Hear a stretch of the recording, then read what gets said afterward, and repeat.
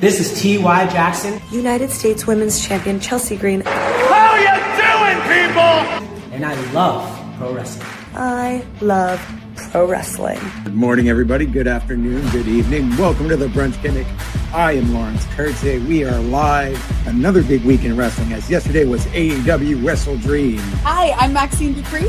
And I'm Otis. Hi, I'm the Sweetest Pete, Chris Dara. Mars, the specialist. And I love wrestling. And I love pro wrestling. And we love wrestling. Bottoms up, brains on. Welcome to Quizplex here on Love Wrestling, your pro wrestling trivia charity show. My name is Zach Ralph. I will be your host. This is God's gift to wrestling, Michael Richard Blaze. Yeah, we are the Usos. This is Rachel Ellering. And we love wrestling. And I love pro wrestling. And I love pro wrestling. Hello, Love Wrestling. It is Thursday night. It is 8 p.m. And you all know what that means.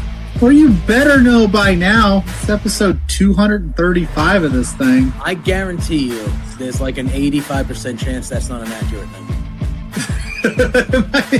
Hi, this is Shaz McKenzie. This is Big Bad Boris. This is the Rhinestone Cowboy, Stephen Crow. And I love pro wrestling. And I love pro wrestling. And I love wrestling. If you're here, thanks for being here. It's for Exposure, Love Wrestling's Independent Weekend podcast, where we break down all the best happenings on the world of the independent wrestling side. I'm Peta. I'm wrestling. And what? Liza Hall. I'm the alternative Anthony Green. And I love pro wrestling. And I love wrestling. And I love wrestling. I love wrestling. And you know what?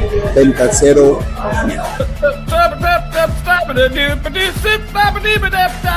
That's called scanning, kids. It is 8 o'clock p.m. Mountain Standard Time.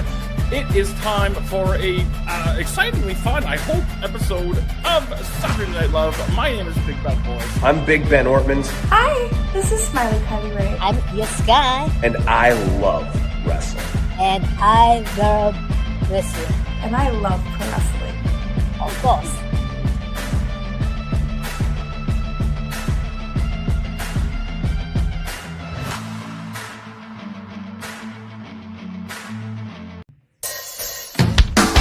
Hello, Love Wrestling.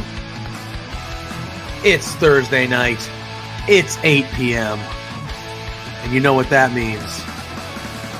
It's another new episode of Between Two Beards.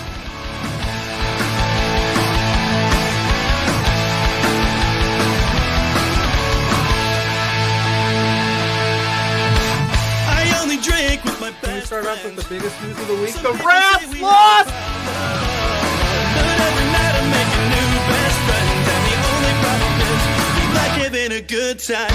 Forget yourself now. If you've got the budget, I've got the time. There he is. Hey, boss! There's the boss. Hey! The man with the finest beard on this screen. Canadian boys, shut the hell up. Let me talk.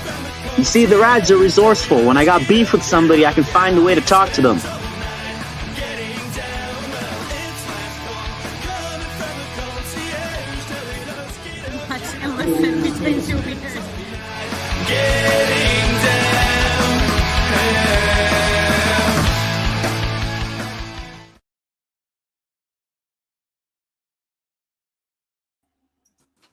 Well, there we go there. All right. Glad that StreamYard is working to start our show this evening. We're having a day. That's great. Way to go, StreamYard. Hello, Love Wrestling. It is 8 p.m. It is Thursday night. And you know what that means. So we're going to do the same thing we do every Thursday night, no matter what, even if people are clamoring for us to do other things. Are people clamoring for us to do other things? Oh, no, that's a different show. That's Monday nights. My bad. Yeah. Oh, we're going to talk WWE tonight. Salty, Pluggo. I'm salty. Yeah. And the Knicks are up 1-0. Oh, I don't give a shit about that. Spurs in 6. Spurs in 6. I had Spurs in 5s because I actually respect Brunson. That dude's a dog.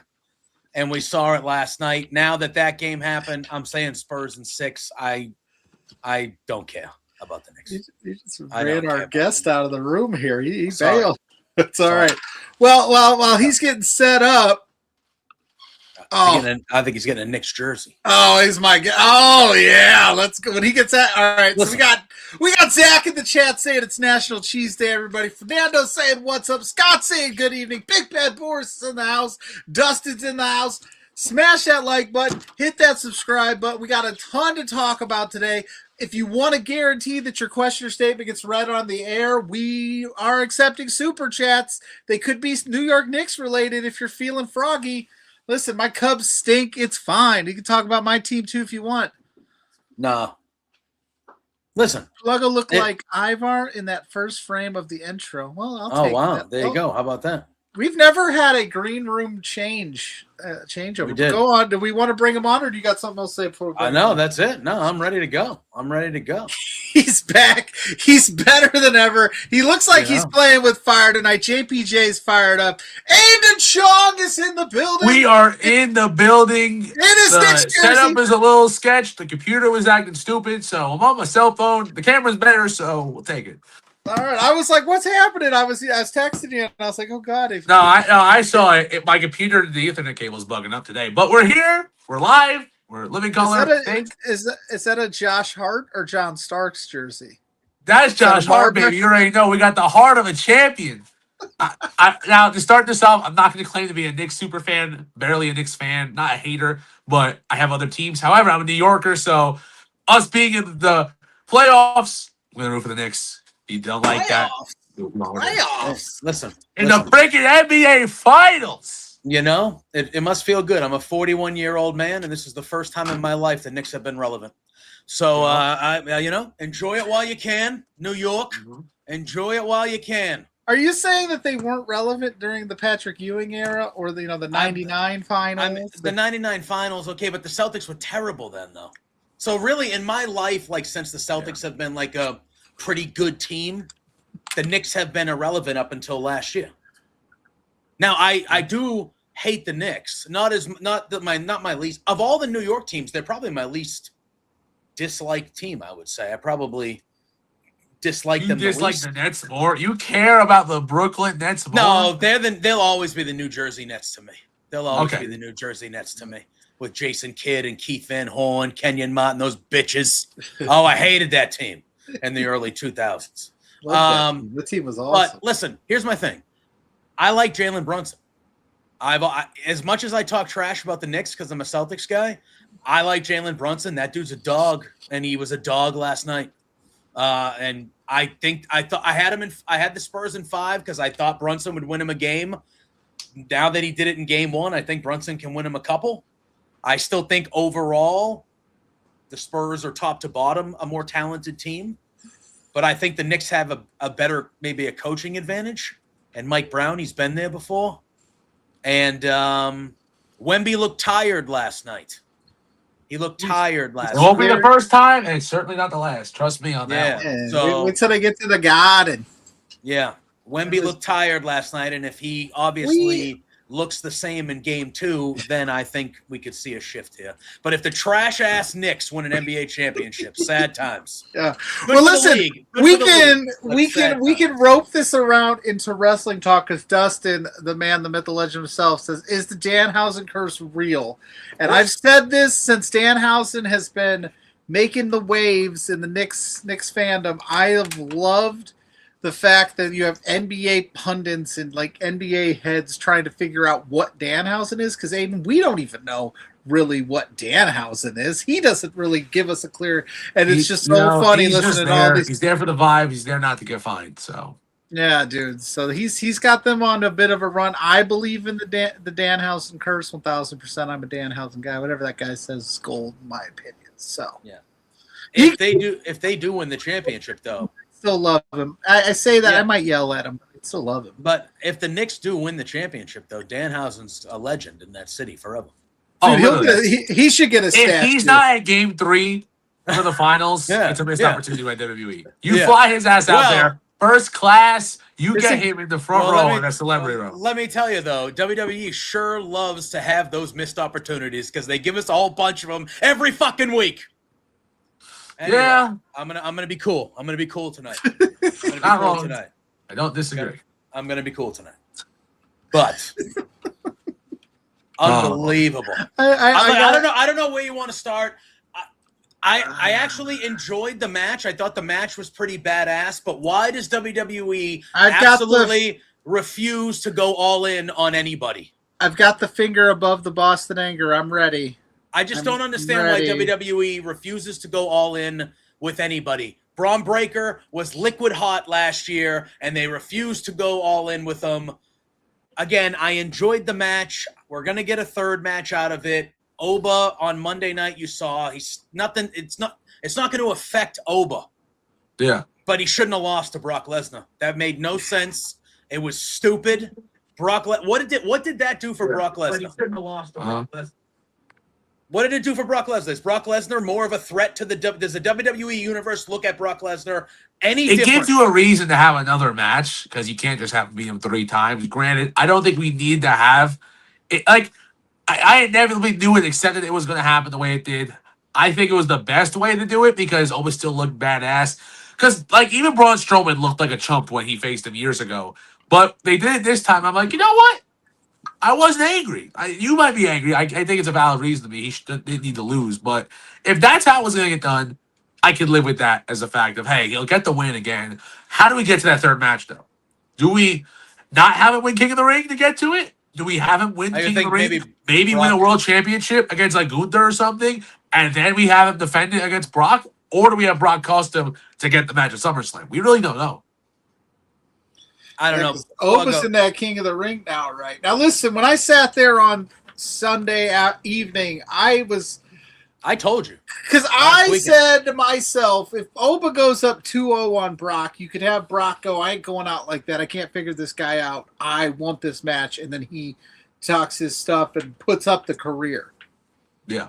That was where my head was going. Oba, you can't figure out Oba. And he says something like, look, if I can't beat this guy, then I'm going to retire. Because he's going to retire anyway. And the right way to do it would have Oba get the win anyway. So we're going to have Oba get a win anyway. So we're getting there anyway. That was my biggest gripe on it Sunday. And I know that Oba looked strong throughout it. He took 7 F5s, 1 through the announce table. Like, I get all that. If we're going to end up at point B anyway, why didn't we just do that and keep Oba going? And now you've thrown Oba into the King of the Ring. And like you said, Aidan, does he win the King of the Ring and that gives him a title shot? Does he not worry about the title shot then? Because if I'm Oba Femi and I run through, does Brock Lesnar cost him at the King of the Ring? Like, is that how we get Oba out of this thing? And then that's how we get the match? Because isn't the King of the Ring win a title shot at SummerSlam? At SummerSlam. They get a one-on-one, which whatever champion the story makes sense for. Right. So if the story is Brock Lesnar is going to retire at SummerSlam and Oba's going to be the guy to do it, if Oba's in the King of the Ring and he wins the King of the Ring, why would he give a shit about facing Brock Lesnar when he has an opportunity to face presumably Roman Reigns, right? I would imagine we're going to be there. It could be or Cody. It doesn't. Yeah, really it could be or Cody. Yeah, if it's Roman, I don't see them having him face Oba. But I think if Gunther's the champion, I could see Oba Gunther easily. I just feel like if this is the story, if this is the Brock Oba arc, and this is what we're doing here, we could have done this without putting Oba in the King of the Ring, which I understand he's in it. He should be. He's a badass. But I don't know. I just felt really weird. To PJ's point, like, you do have a guy who's absolutely white hot, and the Italian crowd was kind of behind Brock, but I think that's because it's a foreign crowd and they still love Brock. Yeah. I don't know how that would have played if they would have done that in the States. I don't know. But yeah, I can understand, like, not keeping a guy super duper white hot. I know that he won on Monday, so that helped, but the problem with keeping him uber white hot is, like, what happens when you actually have to have him lose? And they kind of are in a place of that with Gunther where you got to fuck around and, like, fool around to get him losing, because when he does need to lose, you can't do it because he's too strong. He needs everybody, part of the problem, retires the whole card, and is at too high of a place to be a guy who's a unlosable giant when you have guys like Cody Rhodes, Roman Reigns, and people on the card who just aren't available to take those losses. And Gunther kind of has to be a guy who can afford to take one. CM Punk is someone who can take losses. It can be to anyone on the roster. Randy Orton lost at WrestleMania and didn't do an ounce to his credibility. Gunther, it's like, that's the problem. And I think if we get to a point where it's Oba Gunther, I'm like, damn, are they going to have Gunther lose again? And when they finally put something on him, and then we have to build it up. Oh, here we go. He's back. And it's like, so I don't think Oba's winning the King of the Ring. No, he's not. I think Seth Rollins is going to win the King of the Ring. I think that Seth and Roman at SummerSlam, huge match, and I think we'll get. I assume Brock will cost Oba.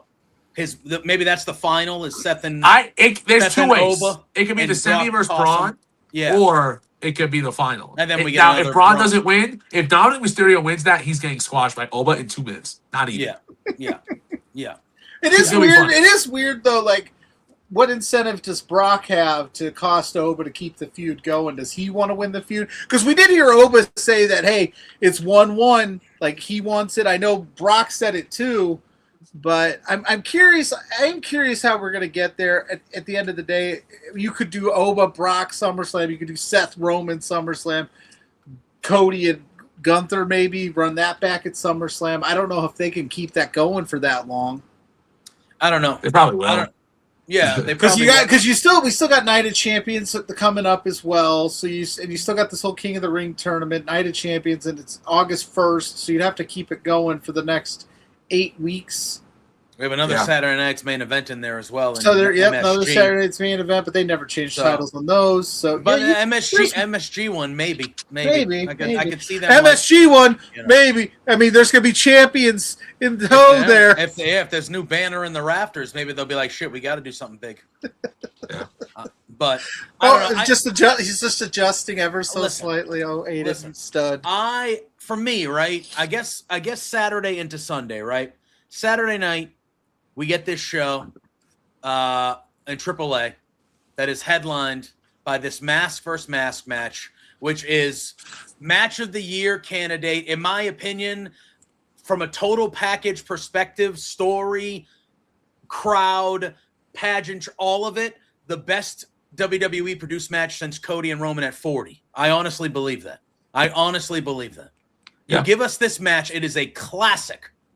And then less than 24 hours later, we have this event in Italy, which, again, the matches themselves, which we'll talk a little bit more about, weren't bad. Like, it wasn't like it was a bad – like, I thought the matches were fine, but it was the same old. You had an I went into this show thinking, oh, well, one of these world title – in my opinion, I thought both of them should have changed hands, but one of these world title matches should. Like, either Gunther or Jacob should win. Like, there should be something new happening here in this show for the summer. And it wasn't. They did the finish with Cody and it was the same old. And I'm sitting there, and then you have Brock beat Oba, which I didn't think was necessary. And I'm just sitting there like, it's been like this for a long time. Like, it's just not exciting. It's not exciting to me. And I'm like, it's just safe as safe can be. And then they give you, again, we're going to talk about the event. I don't want to just bypass the event. But then they give you that tease for Roman and Cody again. And it's like, I don't need to see that again for 2 more years. Like, I don't. Do we have any original ideas? Would they do that at Night of Champions then? No. That's one of those matches that they'll do on Crown Jewel to sell it as a one-off match. To let it, I guess, have a culmination of your story being 1-1. It's a big way to get those two to have another match. I don't think it happens at WrestleMania, but then again, it's one of those things like, hey, if we need it, we have stuff from like a year ago where they had a face-off, which could lead to nothing, could just lead to like minor things on TV, but you always have to have that in the back of your head, especially nowadays where we saw it with Division. We've seen what other storylines, injuries happen like that. And if we need something they can fall back on, you need to have kind of these little vignette things in place. And it's one of those things that you can look back at and be like, you can really BS a story like, hey, they had big animosity at Clash in Italy. You know, they were talking words. Maybe they even filmed a segment at Clash in Italy that we haven't seen. But they have it on standby. God forbid they need it, which I think is one of those smart things to have in the back of your hand. Yeah. I don't know. I mean, go ahead. No, I was just going to say they do have that Crown Jewel Championship that I'm sure that when they go back over there, they would love to that thing had to have cost a bunch of money. So I'm sure that they would love to have that be the thing, and I'm sure the Saudi prince and the team over there would be like, yeah, I'd love Cody versus Roman. I left the only reason I left Clash just a little on the because the MFT's involvement, the solo, we're kind of just going back to Bloodline Warfare stuff, and again, and I will say this, I did preface my thoughts on Jacob and Roman as, was it tribal combat worthy match? No. No. Was Jacob 100%? Did that really skew some things? How much validity did that report have? Because if he is injured and he game time player, just stepped up to the plate, flu gamed it, so to speak, like, was that just what we had to do to get It was a passable match. I don't think it was bad, but I feel like it was reading that tribal combat name, I expected a little bit more. I was like, all right, whatever. Hopefully we get another story in the future with Roman, which I figure we will. I don't think he's at Night of Champions, though, so I don't really think that's going to be one of those premier matches we're going to get. So I feel like he'll be on TV every other week, but Jacob and the rest of them will fill in that story for the time being. Obviously, I think the next match is probably Seth versus Roman at SummerSlam for Roman? Yeah, probably. So now we just have to figure out. There's the solo stuff in there because Roman said he got something for Solo's ass too at the end of the He ain't class. facing Solo. He better not. He better not. But he got to get Solo Sikoa, man. I like Solo, but we're doing this for the sake of just having another match that we know Roman won't lose. That's saying fuck you, Solo. We won't put you on WrestleMania. We won't give you a big match, but hey, we make Roman Reigns look bigger. We're gonna get you now. Listen, we can't have Roman go through another title reign where he doesn't defend it very often. We're just gonna throw one real quick. They could. Yeah, and for me, it's like, I don't know, man. I look at it and I'm like, all right, I'm all in. Like, I would have had Jacob beat Roman. I would have. But I understand not. But like Jacob Fatu, like, got over by himself, became a legitimate star on SmackDown by himself. They bring him over to Raw. He's in a world title thing with Roman for a couple months. And then on Monday night, he's getting down on a knee. Down on a knee, just saying, all right, I'll be background fodder now again. And I'm like, dude, no. Like, this guy, you're taming him. You're taming him and not making him a solo main event guy, which is what his that's where he was heading. And then we have a good main event match on Raw between Seth and Braun, but what happens at the end of it? Another young guy that had a rocket ship to his back is now it's funny, they have Oba lose to Brock on the show on Saturday, and then the next thing they show is Braun Breaker and Austin Theory in the front row, not on the card, holding their tag titles. And I sat there going, oh, one guy that they're cooling down dramatically to another guy that they've cooled down dramatically who should have been a world champion already. And I'm sitting here going, well, and then you're teasing me Roman and Cody, and you're teasing me Solo and Roman. It's like, we've been seeing this shit for 4 years. 4 years it's been this circle of things that are going on. What about these other guys? Why do we need to prolong Oba going for the world title until Mania next year, possibly? Why isn't he in the discussion for the SummerSlam match? He should be. He should be going for the title that quick. Did they wait for Brock Lesnar in 2002? I will say with Brock, you kind of needed that next guy to take the step in. And I'm not saying we don't need that now. I think Brock Lesnar at that point, looking at that story, just fit. It was like the perfect fit. And you could say the same for Oba, and I wouldn't say you're wrong. I hate, like, Braun Breaker. I thought if he beat Punk at that Raw in January, was a little too fast. I think it was a little too fast because you didn't have the story with Seth confidently there to back up on and be like, all right, this is what we're directly going into. I don't think he had the credibility to be the champion going into a Mania. I think we're getting to a point where he is. Now, we kind of had to rebuild that steam back up, especially with the injury. And now this whole debacle with Seth where he wins the match, then he loses now, and I don't know what we're doing. We could be getting a third match between him and Seth does beat him. And then finally we get that Braun Breaker rise to the top. I don't think he's a Money in the Bank kind of guy, but we still have that contract to look forward to after SummerSlam, which is a nice touch to the calendar. Kind of helps build things in, so we'll figure out where that goes. I love that not being in. If Oba were to, the problem is the same thing with kind of Gunther almost. You make them too strong when they do take a loss, regardless if it fits or it doesn't, you're going to be upset. Oba Femi should be pushed to the moon, but you also run that risk of shit. If we book him to the top and then we have to have him lose, does it hurt him because he's just been so over and so popular? And is there enough room on the roster for him to hold the championship for a year where it doesn't hinder other guys who should be winning the championship? When you have Cody and Roman, more than likely you're not going to have that opportunity. So I figure we're going to have to wait a little bit for him. I would like to see him get a quick title run in there, maybe 3 months, and then he gets screwed out of it. That way we can get it out of the way, but we still haven't gotten the meat on the bone of the championship run with him, which we can probably get later on in the future. So the biggest time they take risk is September to Rumble, because it's lack of stuff on the calendar. So if we're going to get it, that might be the time. Yeah. Sullivan in the chat saying they just hate striking when the iron is hot. And I guess that's maybe how I feel. I'm just like, man, like, and again, I'm not anti-Roman. I'm not anti-Seth. I get it. I like Roman. I like all these guys. I like Cody. I'm a big Cody guy. Yeah. I feel like Gunther should have beat him. And I know they did the faulty ending, and we're going to get it again, and maybe Gunther beats him the next time. Fine. I just think Gunther should have beat him. Because now, regardless of the end and the controversy and all that, you just had Gunther lose a match that I feel like, you know, and I know they're in Italy, but the crowds, you know, the crowds have been getting tired I of expect Cody more for of a a little heel bit. crowd. Yes. And I feel like even though Cody's still super over, and we all like Cody, but like the crowd is slowly turning on Cody because there's nothing. I feel like he hasn't had a truly exciting story in a bit. Like they shotgunned the Randy and him story, but then they ruined it with McAfee instead of just showing the history of Cody and Randy. So that wasn't really as good as I felt like we all thought it was going to be. And then it's just been kind of same old again. Would the Cody and Gunther result have been like, because if we're getting it, we're running it back, right?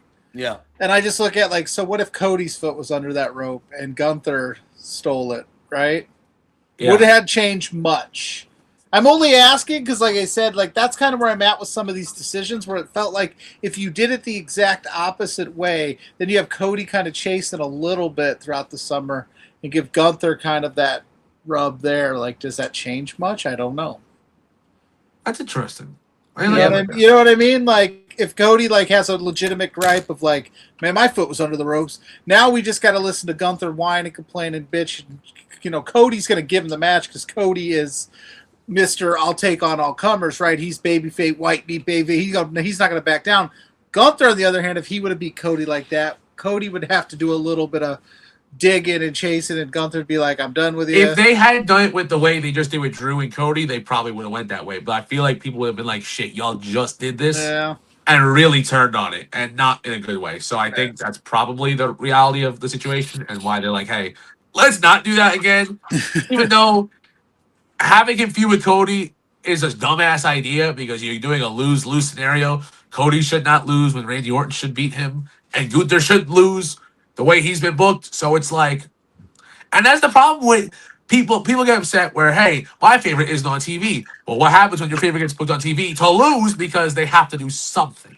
That's why Liv Morgan hasn't been booked too high because she can't lose. There's not enough challengers to fill in their schedule because I assume they're waiting for Stephanie. And granted, they could run a match with Bayley, Lyra, whatever. Yeah, but there's plenty of people on Raw you could just throw a match with. Having them just lose a meaningless match if there's an actual story we want to tell with them does nothing for nobody. Like, Bayley should not be losing a match against Liv when it does nothing for her. Just to be like, oh, she already had a match. Funny you say that, if you're going to give her a match against Liv, that's a big opportunity where you should take advantage of. Even if she loses, you make her look like a star and have something for her. But then that's another plan you affect. And the problem with WWE, you don't have plan Bs. From the guy who has the most famous plan B, we gotta pick this up a little bit, buddy, and find our plan B here because you guys, I don't understand how one thing can fall out of line and then it's just all these dominoes fall out. I'm like, there's no way. If you're using AI or GPT, which I'm joking about it, but they said they did. There's no way there's no other options. Insert into Chat GPT, what happens if Stephanie Vickier gets hurt? Let's branch off some other storylines. And they would figure it out. And that's a perfect segue to say, hi, Mrs. Pluggo, the love of my life, the apple of my eye. My tribal cheeks, I acknowledge you. And they did the same thing last year with Io. Was the Queen of the Ring came about, and Io just didn't wrestle for like a month and a half. Now Liv is so this year they said we're putting her in. Yeah, which we're going to talk about that because that's a whole other thing. I thought the highlight, I'm going to be honest with you, I thought Rhea and Jade had the best match on this show. They did. I thought they had the best match on this show. I thought this match was excellent. I thought Jade looked even better than the Mania match in this one. I thought Rhea winning was obviously, she's the biggest star in the company for my money. I thought that was the best match on the show. I thought both women's matches were very, very good. And so I love the Rhea Jade match. I thought that was the best match on the show. And I thought it was, you know, the one thing that was kind of the bright light of the show, I thought, was Sol Ruca defeating Becky Lynch and becoming the new Women's Intercontinental Champion. I thought, you know, the birds were out chirping a little bit about Sol Ruca and her start and all this stuff. And I felt like she needed a good outing, and I thought that match was really good. She and stepped I thought up to the plate. Yeah, She I thought knocked so. it out of the park. Yeah. Literally, like, if you were to play that, just even, like, if you were to say all the stuff that happened to Sol's main roster run was storyline stuff, in storyline, then she came out and she pitched a perfect game, so to speak, where everything hit. She slowed down. She was in the pocket. Her and Becky had a great match. And that was the title change. Even that I was worried about at first because of all the stuff that happened. Oh, that one I knew was going to happen. But that was the one where you're like, yep, it's going to happen. But even like I was saying, like leading up to it, she didn't have a couple of good showings. The Saturday night's main event stuff, literally, I was there. It just didn't hit well with any of it. And I was like, maybe they're going to, maybe not, I wouldn't say sour on Soul, but wait a little bit and just kind of figure it out. Because she is green, technically speaking, if you want to go rookie, you know, she's fresh on the main roster. But no, I thought that match was great. I thought, yeah, like you said, Rhea and Jade was good. I thought the matches were fine. I didn't hate any matches on the card. I just looked at some of the outcomes and was like, we could have maybe tweaked here or there. I didn't like the way Gunther lost, but, you know, what are you going to do? I'm glad it didn't main event the show. If it main event the show, we're having a whole different conversation. Right? That's your ender? Yeah. That would have been tough. Yeah. Yeah, again, I agree with you, Pluggo. Like, I it was really the decisions that were made, not so much the match, because I thought Cody and Gunther's match was a pretty solid match. I thought it was a good match. I just I just wanted something different to come out of the show, and it just felt like, all right, same old thing. Like, here we go. We're doing, you know, we're gonna get more rematches. We're gonna part of it, and I know, think part of your frustration lies, like you said last week, like they had the Saturday night's main event. We traditionally know nothing crazy big happens at those, but you didn't have anything big happen there, and then everything kind of went chalk at Clash, right? And you're just like, we need this, you know, oh my God, holy shit moment to kind of go, whoa, or something crazy or something off the wall a little bit to happen where you kind of get excited about it. But it just has been a week of like, they played it safe for two, you know, premium events, and you're just kind of like, eh. And again, you could still have all the outcomes happen that happened. Just give me, like I said, do we need Jacob Fatu looking at, do we need to go over running back Bloodline? We're going to get that at Survivor Series. Yeah. You know what I'm saying? Yeah, exactly. Run it back. Because, you know, Solo's going to get the mix and they'll find it. I don't know. It was fine. I just, at the end of the day. Oba to the moon. And yes, I agree. Undefeated. Bill Goldberg went 172-0. I just, again, he's not going to be hurt. You saw on Monday that the badass thing where he like beat the crap out of him and then finished his entrance, and dude, the guy's over. And if you, again, to get to the result that they wanted, even though I think it was a stupid result, it couldn't have gone better than it did. 7-5. Like, he looked like a badass, you know? Shout out to Carmelo Hayes for being a real one. Oba comes in the ring on Monday. He starts trying to whoop that ass. He failed miserably, but he tried. And then the rest of those competitors just sat there and let him do his full ass entrance. It's like, y'all some lames. Go attack that man. Yeah. He's about to take money off your table, and you're just like, go ahead and pose for the light. Yeah, it's true. I do, you know, the night before, I know I spoke about it a little bit, but that okay. Have we all seen the Mask vs. Mask? Yes. I haven't seen all of it. I saw the highlights of it. You gotta go back. I will. I'm gonna go back. I was at a wedding with this smoke show. Your wife. I was just. Oh man, I was busy. I bet. She was looking good. I was dancing, having a good time, eating cake. Weddings are a good time. It was white people dancing though. It was just me. I was just in the pocket doing the chicken nice, dance. You're doing the nice thing too much. They didn't play the chicken dance while I was there. They played Shout. They obviously played Shout. They absolutely played Shout 1,000%. They played Sweet Caroline. They played all. Oh man, the vintage songs right there, man. Oh, vintage. But yeah, I heard, and I saw highlights that this match was absolutely fantastic.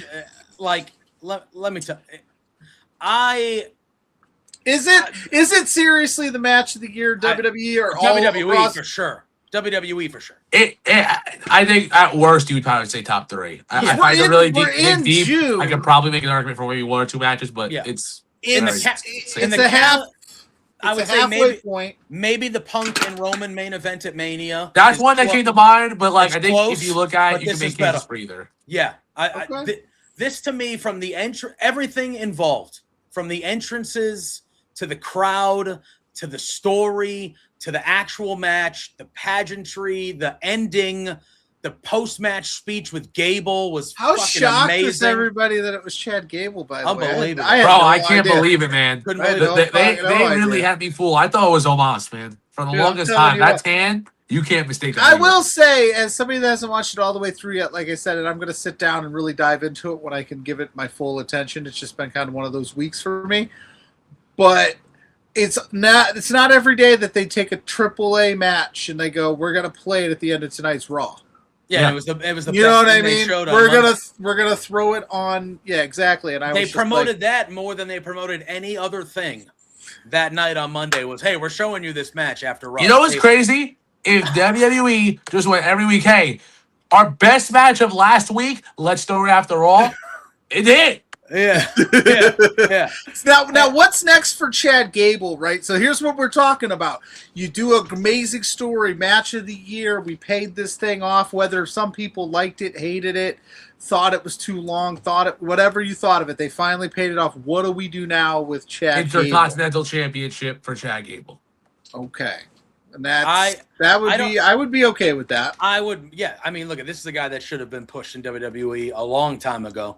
I don't know if they should do that. Or he get him hot for a couple months and then Money in the Bank if that's the right decision. They could do that. I'm surprised they didn't throw him in the King of the Ring. Yeah, that would have been nice. It was real close. It was real butt up against the match. Yeah. So he probably needed some time to let it breathe. But if you wanted to keep it pushing. Hey, Tonga is replaceable. Respectfully, they can kick his ass out. He ain't winning, so that's a great point. All of a sudden, oh no, who attacked him backstage? And so my thing is, I think at the very least, obviously, after what we saw, Grande Americano, Ludwig Kaiser, that guy. If I'm him, I'm calling Triple H and I'm just saying, yo, dude, I'm staying in Mexico. Like, I'm moving to Mexico. I'm staying here. I am a legend here. Like he has literally become like a god down there. Yeah.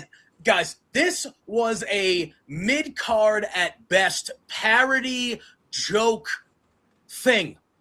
And they turned you're saying it was a mid-card parody joke thing. Yes, and Chad Gable got hurt. And Kaiser took over, and it was this stupid, ridiculous thing. I still don't know who's under that mask, buddy. Yes. Are you sure? Hey, I haven't seen Mitchie in a while. You never know. It's true. Yeah. And they turned this into the story of the year in AAA and the match of the year.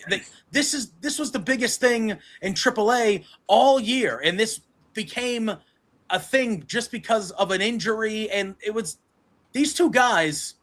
This is unbelievable. I've been watching wrestling a long time, and this is it's crazy how this became this thing. Yeah. It's bananas. And they had that match, and I think at the very least, Grande Americano is going to beat Dominic Mysterio to be the champion. That's a foregone conclusion. A guarantee. And if I was Taker booking it, I would have Chad Gable come out and help him do so. Yeah.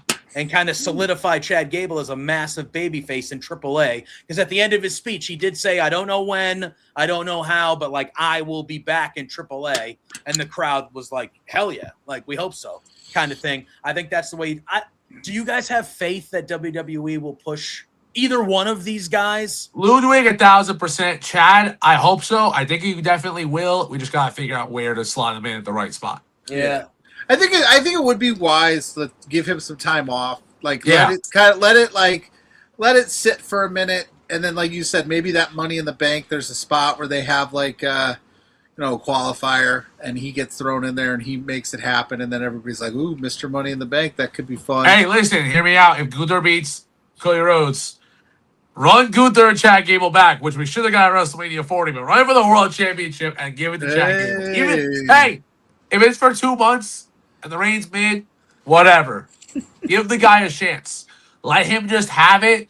See where it goes. You never know. The other guys will still be on the show. Tickets will still sell, but you can't build new stars or even just add more equity to people if you don't take the chance on. Well, not even that, too. Like, if you take it even a step further, Aiden, like, you can't saddle a guy with this gimmick and knowing full well when you probably saddled with him, it's never going to reach the heights we think it's going to reach, but it is something for him to do.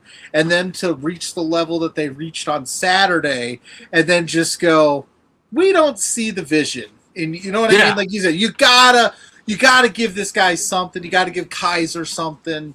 You got to reward them. Yeah, you got to reward these guys for giving you that on Saturday and going like, you took something that we didn't have a whole lot of faith in, and look what we've done. Like, yeah, you got to pull the trigger somewhere. Yeah. So, who knows? I mean, even if he won the Money in the Bank and maybe failed to cash in, I think people, like, if he did the honorable, he could not. No, I'm just saying. I'm just saying. Yeah. Chad Gable could do it because Chad Gable's that good. I don't think he should though, but I'm saying he could do the honorable. That's career suicide. If I had to be honest with you, if he does that, he's never recovering. Never, ever. Oh, never. I don't know. Chad Gable has 9 lives, brother. He figures it out. Shorty G. He was Shorty fucking G. That was career suicide. No, you're not wrong. But at this point, if you give him a little bit and you just pull the rug out, and no, for sure they shouldn't. They absolutely shouldn't. But if anybody could figure it out, Chad would figure it out, and then he would just sign with AEW and fucking dominate. Hey, listen, I saw the rumors when this first thing, this Grande Americano thing, everybody goes, he's just biding his time until he signs at AEW because he's just doing whatever. They keep throwing him this crap, and then they thought it'd be Stardust 2.0, and to his credit, and then Ludwig's credit. Yeah, exactly. They figured it out, and I mean that takes a lot of skills that I think, hopefully, that the upper management recognizes and goes, we can do a lot with this guy. We really want to. Exactly. Yeah. So. I did see that. I believe it was Jeff Jarrett that was asked about they was talking about the mass versus mass match, and he had a similar thing. He said, Chad Gable's one of the best wrestlers in the world. He has been for a little bit, and I don't know if WWE is a landscape where they're going to really push him to the level that he should be pushed. So I think that sparked a lot of more people being like, oh, maybe if he goes. Will Ospreay tweeted too that it was a banger match because someone tried to compare it to Will's. And he's like, bro, I'm not comparing myself in the light of them. They had a phenomenal match. I have phenomenal matches. They can both be in the world. I think about like if Chad Gable went to New Japan, like he would just be a star. He would just be a top of the card guy immediately. Yeah.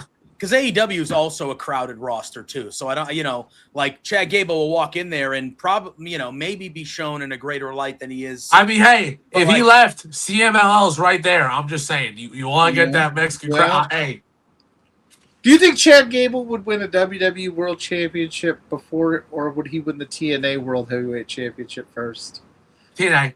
I was gonna say they strike me as like, hey Chad, go take a summer, take a run in TNA and dominate there for a while.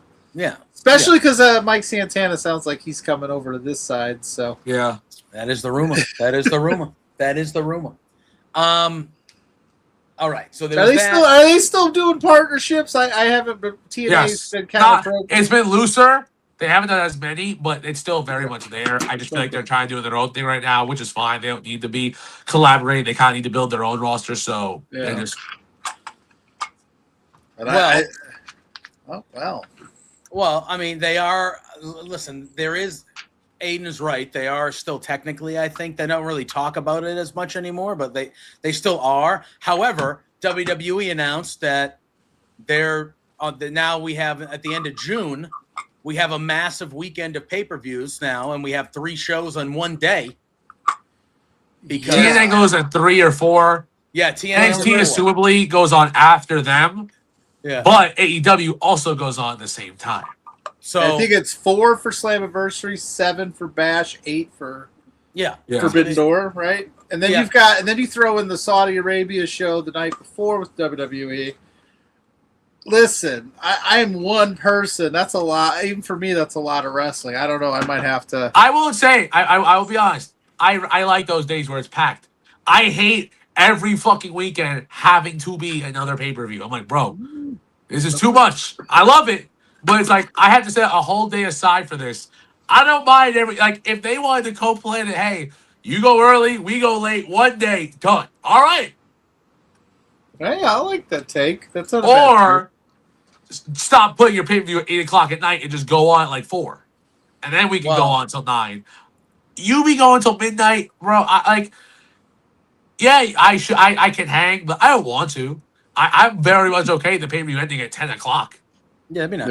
Yeah. No, like Sunday was awesome. It was over. Like I was at Double or Nothing. That shit went off forever. It was awesome, but I'm like, yeah.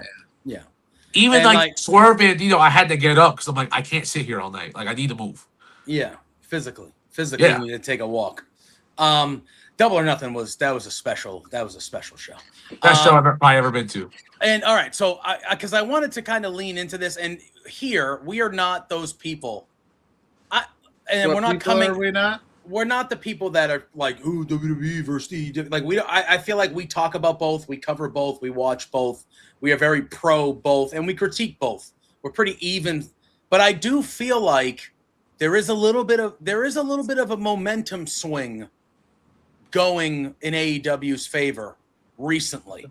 I do feel like Double or Nothing, whether it's the Mick Foley factor or it is the prices and the ads and all the things that we ourselves have been talking about, but the general, I feel like, fan of WWE has been expressing frustration about recently. And I thought Double or Nothing, being as all-time of a show as it was, I do feel like AEW's got a lot of momentum on their side, where they have a lot of eyes on them now from people that are maybe checking them out for the first time. And they're just staying the course and having great shows. And I just feel like there's a little bit of they're never gonna listen. They are an alternative. They're never gonna be a true level competitor. With I WWE. do think it's, but they're going the right way, Aidan. They got a seat at the table. I think it's a really good way to put it. They have a seat at the table now. Like, hey, we're up here. We might not be you. You might be the head of the table. No Roman Reigns joke, but we're still here. I think they're putting on some, if not the best wrestling every single week. I've been to 2 shows the past week and a half, 2 weeks. Both were amazing. Both were super fun, and it's a lot more affordable. I think that's a big reason for it. Yeah. But obviously for the big reason why fans hey, I can actually go to the show and I can see, whoa, I'm here. Even though Dynamite Collisions is a banger, nice. Because SmackDown Raw can be the best show of the month or the year, or it could be stink out the joint. And I'd be like, damn, the indie I just went to was probably better than that. So you gotta kind of balance it out. I think it's at a point now where I haven't heard any tension or tribalist trying to be like, oh, watch this or watch this. I've seen a lot of people just hey, I'm also watching AEW. I keep my eye on SmackDown or Raw, but I'm watching both, and it's cool. Yeah. I think everyone should enjoy wrestling. I've been to a lot more indies this past month than I've ever been to, and I've had a shit ton of fun. So I'm gonna keep going. The indies are the best, man. I always love taking my kid to an indie show because he gets high five wrestlers. He thinks it's the coolest thing. They're more interactive. He has a good time. Yeah, and like you said, I guess we've harped this point. I'm sure we all have as wrestling fans, creators. It's the perfect era right now where if you just don't like something, you can just fast forward through what you don't like. You can watch what you do like. You can keep tabs on a specific promotion, a specific brand, a specific wrestler. You don't have to get to this level where you're well, I hope that this other one fails and hopes that my promotion succeeds. It's we can all eat at this table And I think that there's great stuff on the WWE side. I think they're doing a lot of fun stuff. And I also think AEW's, but in the same flip of that coin, I think both companies have things that they absolutely could work on.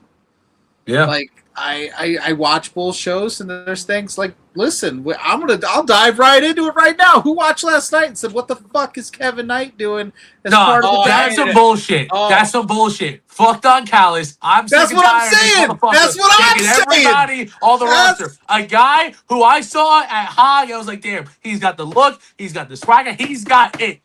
Now let's put with this bald fuck with that dumbass scar on his face, which every time I see, I want to open it back up and put another one next to it. I can't stand this man, bro. Kevin Knight does not need Don Callis. Why does he need a mouthpiece? He just could have banged a promo by himself. Yeah. Not even that. You haven't even really let him get his heel legs going for people to hate him, and now we're just going to default hate him because he's in the Don Callis family. So you really didn't gain anything. Because we're gonna hate him, like you. Oh, it was so quick. I hated that decision. I was like, that is not necessary. This guy has made it clear since the first time he walked through that curtain towards the ring that he was a star. He's gotten himself over as a babyface with the tag team and solo. He just became a heel. And again, I'm not even an anti-Callis family guy like Aidan is. I'm not. I'm not. There is room in wrestling for heel. Like, I'm cool with that. A guy like Kevin Knight does not need that at all. That was my point. That was the point. Yeah, let him shine on his own because he already has been since day fucking one. Makes no sense. That was my point. I don't think the Don Callis family is the worst idea. I actually kind of like some of the shit they do. Yeah. But Kevin Knight with them is fucking stupid. Makes no sense. That made no sense. I was like, why does that need to happen? Just because I get it, Takeshita's not in your family anymore. You don't need to get what? Yeah. That did not make sense to me. You have enough people, and honestly, some of these lower tier guys in the Callis family, you could be elevating their fucking stock without Takeshita. But hell, you basically are saying to Lance Archer, you ain't shit, buddy. You're not good enough to be in our group. We're going to put someone else in there, which he's a good talent. I'm not going to sit here and be like, oh, yeah, we're going to put the strap on him or anything right now. But you could use him as one of your group guys who's on TV every week, not just a lackey who comes in to save the day. You have the main event. You have on top of that, they also did this thing last night with the speedball match where they kept talking about how deeply personal this is. He hit him once last week. Like, how deeply – you had to let that simmer a little bit. How many Don Callis members, family members, can you actually name? I saw a list. I think it's like 15. Yeah. All right. You go Okada. Okay. Fletcher. You have the list in front of you? Yep. All right. Yeah. Fletcher, Okada. Yep. Trent. Clone, right? Yeah. El Clone. Hechicero. Yep. Lance. Yeah. Lance. Andrade. Andrade El Idolo. Kevin Knight's now in the group. Kevin Knight is a new guy. Mark Davis and Mark Davis. Is Doyle in the group? Doyle. Rocky Romero. You guys, you're cooking. You're missing a few, but you're cooking. I'm trying to visualize who have I seen with him. Oh, is David Finlay in the Don Callis family? Nope. No, the dogs are not. Okay. Dogs are not. All right. I feel like who am I missing? You're missing someone's son. Oh, Brian Cage is in there. Brian Cage, and then our outro. Oh, I said Trent. Trent. Did you? Yes. Yeah. You guys forgot Voldemort Jr. But I think who's that? Exactly. You got everybody else. I don't hate that Don Callis recruits. I think that that's smart. And I like when he's on commentary, he does not necessarily shit on anybody that's not in the family because he's always recruiting. I just got really bummed out when it was, like I said, it's a cheap heat way to give a guy that you want. I want to see, can Kevin Knight, can he get heat on his own? Can he get the crowd to turn on him? Can he do all those things? And then the speedball would have been the vehicle for that. And then you put him in this group that nobody likes anyway. You really cut the legs out from a guy that you just last week turned heel. Like, let it work. And if it's not working and you still want to go the heel route, then let's talk about joining the family, right? Where it's like, okay, it's not working for him by himself. That seems to be this that's one of my gripes with and Moxley said it last night. He's like, I'm kind of sick of this like grouping, gang warfare stuff. Everybody has to what's find gonna a happen, group. right? We're about to get like a 20v20 with the whole fucking Callis family in one match, bro. All the Callis members versus the Death Riders. Yo, get the greatest Royal Rumble graphic and conglomeration. just put the Don Callis family and anybody in AEW The on. Death There you Riders. go. The Death Riders kind of went babyface last night. You can put the conglomeration in there. That's 10, 11. We need to find a few more guys. Who's hanging out? Jericho will be around. He does anything. Jericho and his. And yep, fuck, get the Jericho. elite. Get the elite in there. Why not? Yeah, there you go. And then we'll just 20v20. That would be sick, dude. Like, could you imagine if they pulled that like on a random Wednesday night? They would. Yeah, they'll do Anarchy. It'd be a banger. Yeah. Hell yeah. Blood and Guts this year will just be that. Yeah, why not? You might have to book out like a whole stadium, an empty stadium, just for the sake of like, damn, we need to like pack out this match and go fucking like literally rent out MetLife Stadium for the one match and have 38 cameras all over the whole arena. He wouldn't even have to rent out MetLife. He could do it down in Jacksonville at the Jag Stadium. He's part owner. I was just thinking about it because I was literally across the street from it like 3 days ago. So I'm like, I saw it because they had to cover up MetLife because of the World Cup, which whatever, I guess. Yeah, that starts next week. Good luck. Good luck surviving in New York during World Cup time. Yeah, the Fanatics Fest is during that week, so it's going to be a little stressful, but hopefully things are kind of okay. Just get. I heard something today that like if you want to go to a World Cup game, they're not selling any parking near MetLife. You have to go somewhere else and then take a bus to. Probably. They're not. There's not going to be any. Yeah, I was like. There's a few of the games happening at Gillette where the Patriots play. I think we have like 5 or 6 games, and they said that they're expecting 2 to 4 million people in Boston for the World Cup. Soccer. And I'm sitting there going, all these people have no idea that Foxborough Stadium in Gillette is nowhere near Boston at all. It's an hour away from Boston. They're all MetLife's not even in New York; it's in New Jersey. Well, yeah. They're going to come and stay in Boston, and they're going to be like, "Oh, how do we get to Gillette?" And they're going to be like, "You need to go on a train for fucking 45 minutes. Is what you need to do." And they're going to be like, "What?"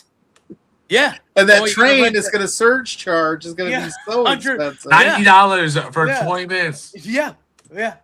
Oh, good. Listen, my son played soccer this year. He really was adamant he wanted to play soccer, and I'm not tooting his own horn because he's my son. He actually was really good at it, and I was like, "Wow, dude!" So he's been watching a little bit more soccer on TV and I'm like, I guess I'm getting back into the mix, man, because I used to play like adult rec league soccer. Hell yeah. Yeah. And so I used to kind of pay attention, and I'm like, well, World Cup's in like 2 days, but I hope you're ready. School's out. We're going to party.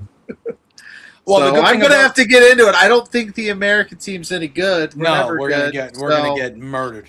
The good thing is, because it's in North America, is the games are all going to be at, usually the World Cup's somewhere else in the world. So they're at like, either early or late in the night, Now it's going to be like, all right, you get the Don Callis family could field a soccer team. That's God, you're not wrong. That's when you know your faction is too big. When you can field the soccer, you get a full. You got the 11 plus some reserves. Yeah, that's too many. And listen, I was thinking about it the other day, like. The other group that ever went this deep that I could like the NWO. And when they started getting this deep, it started getting real silly. Yeah. And I think the Kevin Knight decision is silly. Yeah, it just was. I think that's a silly decision. And I need him to explain why he thought that was a good idea. I also need. Well, he kind of did. He did after the match, kind of. I didn't buy it. Yeah. I don't know. I just think it's highly unnecessary. But. A few things we saw on Dynamite last night, but one thing was we had the wild card. Alex Windsor in the quarterfinal against the wild card. Willow Nightingale got injured, unfortunately. There was a lot of speculation, and as you can see, these two are already getting after it. The wild card is who Pluggo and I predicted when we discussed it. It was Mercedes Monet on a random Dynamite on a Wednesday at 9:30 p.m. the female slot on Dynamite.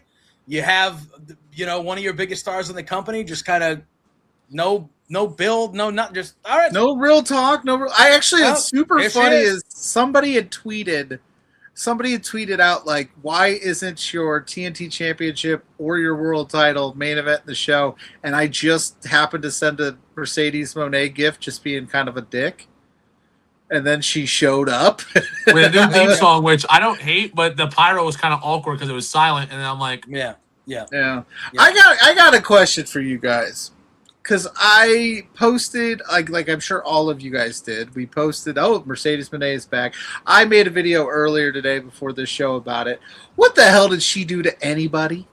She gets the most nasty, obscene comments when you post anything. She's popular. It is wild. What did she ever do to anybody? Because she walks around knowing she's the shit. Yeah. Some people don't. She knows her worth, and she knows how damn good she is. Right, but like I'm trying to think, like she didn't do anything like people use Stone Cold Steve Austin walked out. He doesn't get shit on. Well, he is listen, I don't want to get into heavier topics, but he is not a woman who get hated on more than men.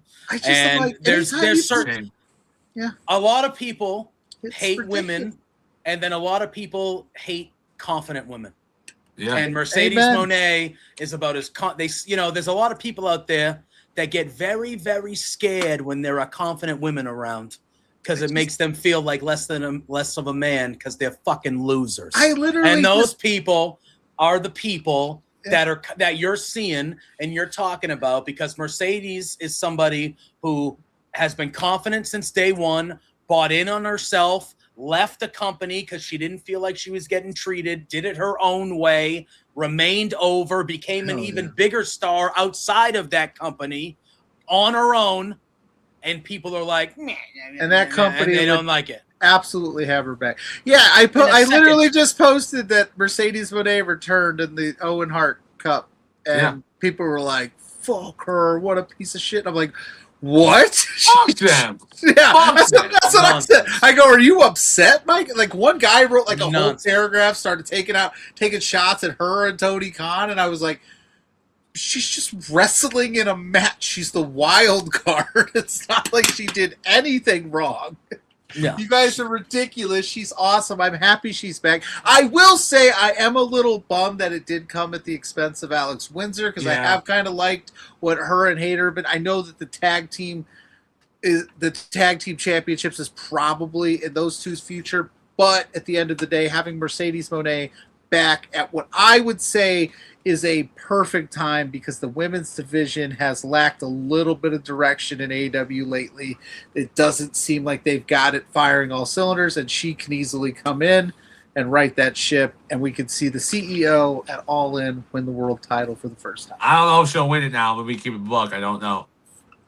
I've always said she's winning it. What are you talking about? I think she. Aiden, are you a hater? Are you a CEO hater, dude? What are you talking about? I love Mercedes Moné. What are we talking about? I just don't know. I was saying her character is not necessarily the full babyface right now, and Thekla is a heel. So I don't know if they're booking that. I'm down for it.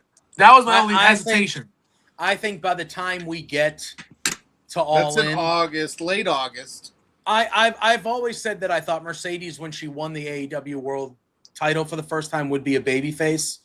I feel like she came back. Windsor's a clear babyface, so you kind of have her come back this way. But if it ends up being her and Athena in the finals, I think Athena's the heel in that scenario. And then I think Thekla is just such a badass and great heel, and she cut a great promo on Dynamite last night too. She's just such an awesome badass heel that I think by the time we get to All In, Mercedes could really be a strong babyface going after the badass Thekla. And I think that's probably, but I think she comes back. I think now that we know it's her, I think I'm not a shoo-in, because I could see Athena still winning it, but like, I think she's in the driver's seat winning back-to-back. I also think because she just lost everything, her immediately coming back and winning could be a little awkward. I'm here for it. Mercedes Moné is one of my favorites. I'm down for it. Trust me, it's not something I'm opposed to.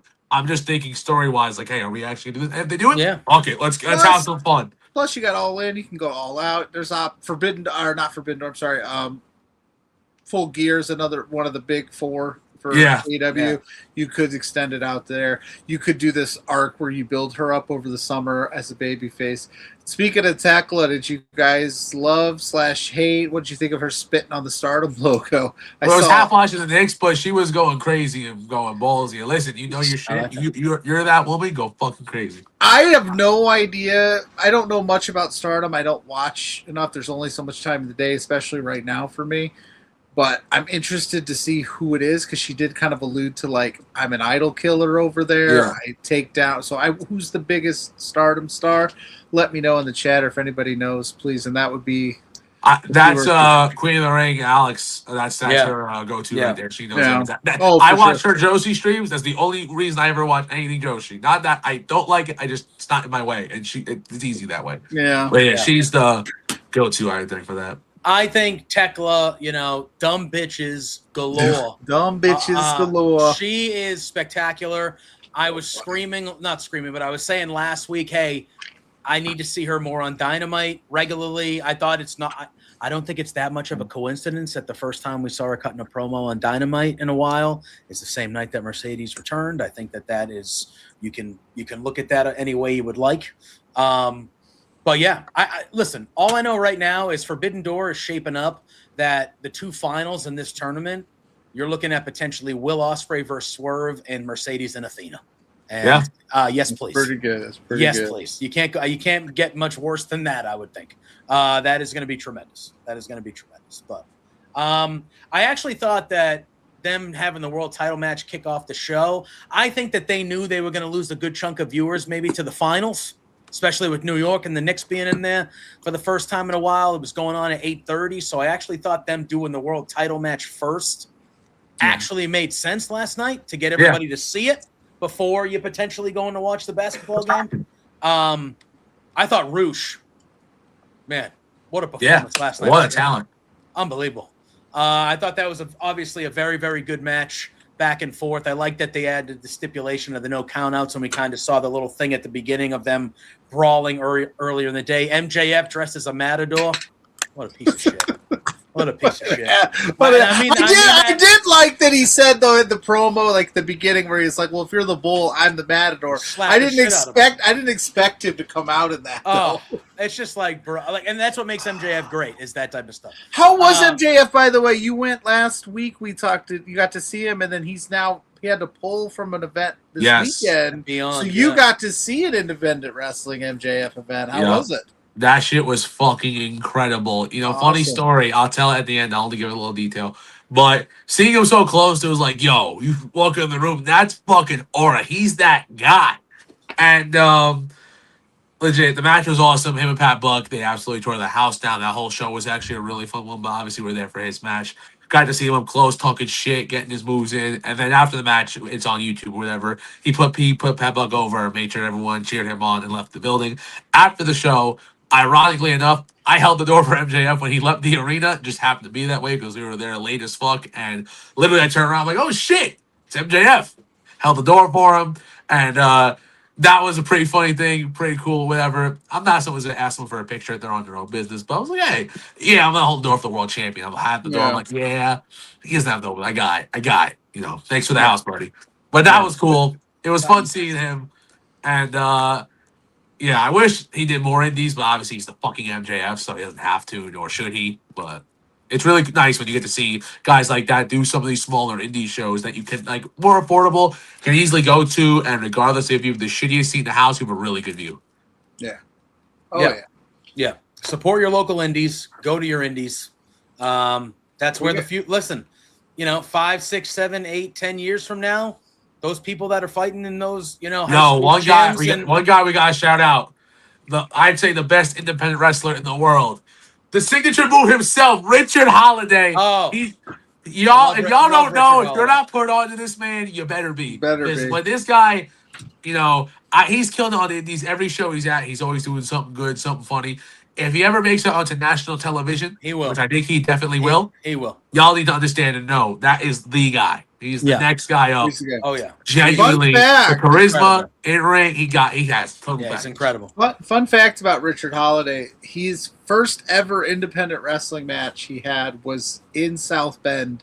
It's now Four Winds Field for the South Bend Cubs. It used to be called the Cove, South Bend Silver Rocks. He's returning for the first time at the end of August, and Marco Stunt's going to be on that show, so you know I'm going to be there. You better be there. I'm very excited to catch Richard Holiday live again in the Bend, but he's the man. Like, yeah. Oh yeah, dude, I'm excited. I love, and it's in a baseball stadium, so it's money. I gotta buy my tickets when I get paid because I'm a broke bitch this week.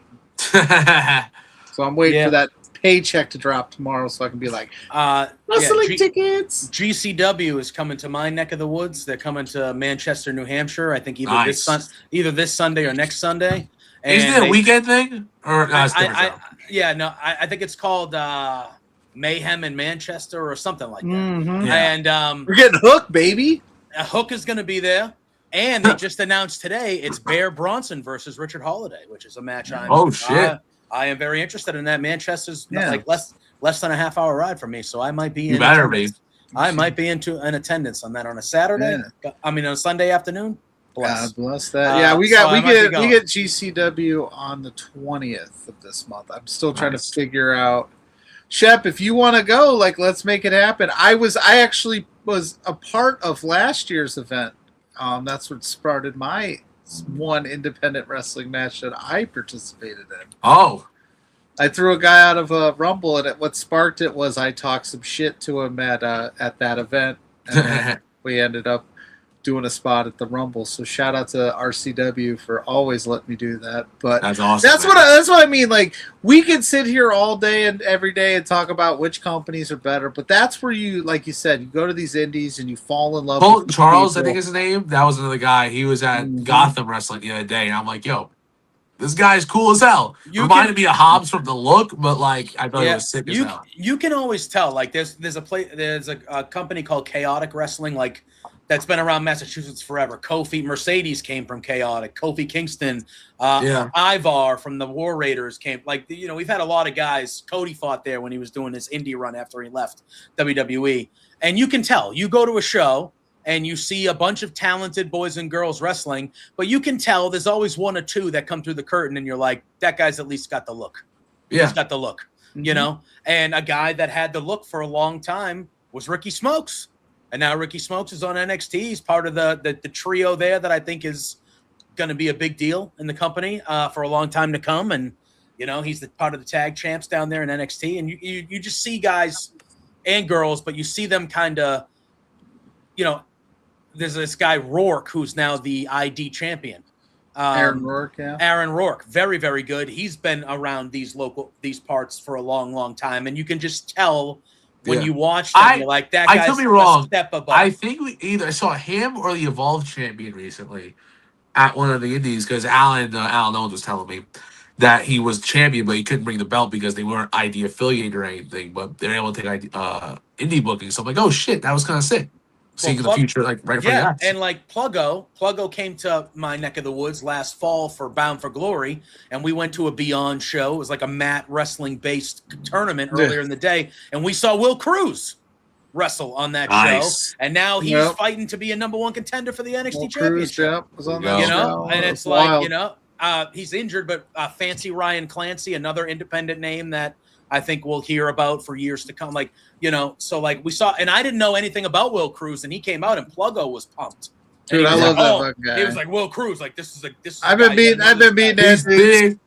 He's bad. He's bad. It'll body slam your dad. Because listen. No disrespect to our boy Will Cruz, Mason Rook. What is it, Mason Rook? Mason right? Rook. I thought for some reason I thought something else, but you know, he's a bigger guy, and as a bigger guy, I always got time for my big fellas, and I'm like, respect. He can move like that. I wish I could move like that. But no, that's what I'm saying. Like, you just go to these shows, you find these people, you fall in love with these people, and it's always fun to see them succeed. And you're like, man, I remember. It's kind of like when you get into music, right? You're like, I saw that band in this bar where there were 6 people, right? You're like, I remember seeing this NXT champion in a dive bar show, and it's just fun. Yeah. That's where it starts, dude. It's always cool to. I'm glad you're going to more indies, dude. I can't wait to. I have one Saturday. It's on YouTube, actually. Fuck, I have it on my brain, but I keep forgetting what it's called. I'm gonna look this up. Oh, it's the show Battle for the Brave, and it's hosted by Steve Macklin, Deanna Perrazzo, and the Hardys are on it. I know they just replaced Statlander for Megan Bain because I think she's on Collision. You got BDE and Brent Oakley on it. There's a bunch of talent. And I'm like, listen, I kind of wanted to go like a couple weeks ago, so I got front row. I'm really excited for that one.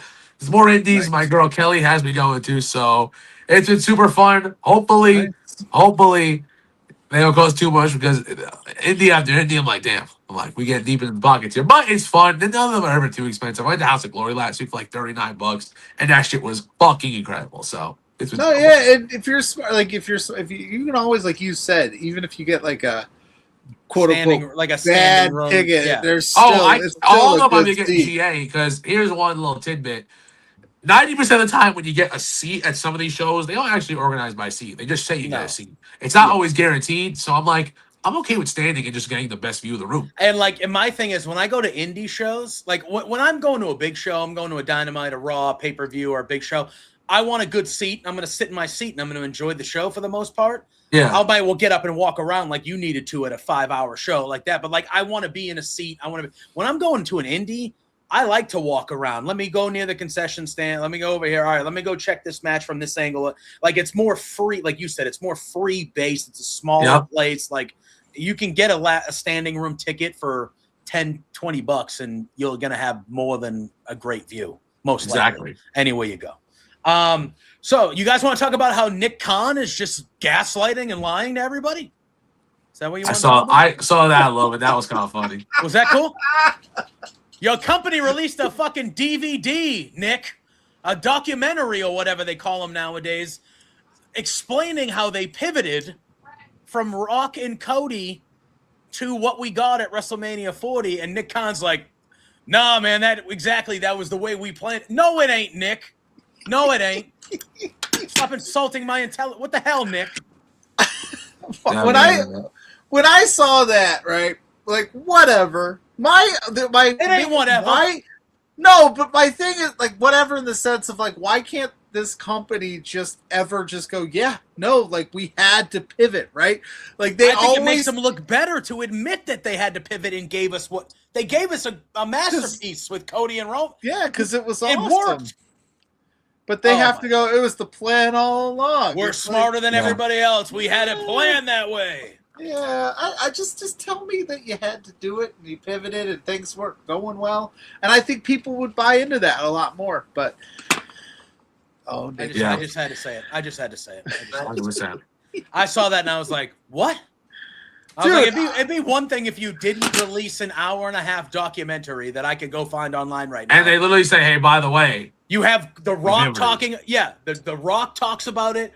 Cody talked about it. Remember that meme, times. the Rock meme and the shirt from that documentary? Oh, yeah. Seth Rollins talks about it. Roman talks. Everybody's talking about it. Yeah. And you're just openly just going on a national public. Yeah, that exactly was the way we planned. No, it wasn't. You liar. Do not gaslight your face. Like, what are you doing? Anyway. I don't know. Unbelievable. How do we? All right. Well, we mentioned it earlier. The King and Queen of the Ring started on Monday. Yeah. We talked about who I think. Aidan and I are on the same page. We both think Seth Rollins is going to win for the men's. If I had to pick a women's winner, I would lean Io.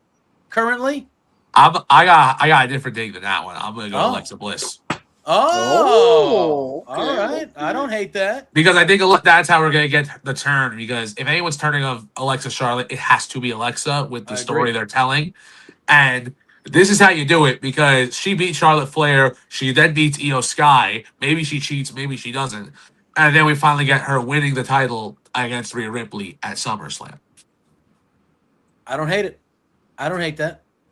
I wouldn't hate that at all. She's a top girl who should be getting treated like one and should have a championship in this era, if you will. She hasn't been a world champion since like 2019 or 2018 even. So It's been a little too long. A little too long, buddy. Hunter, we might have to get her the strap back on her. Yeah, I don't hate that at all. I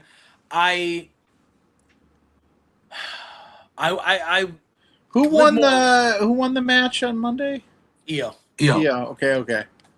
That's right. Which kind of stinks because I thought Roxanne Perez would have been a perfect candidate to make a run maybe and win it.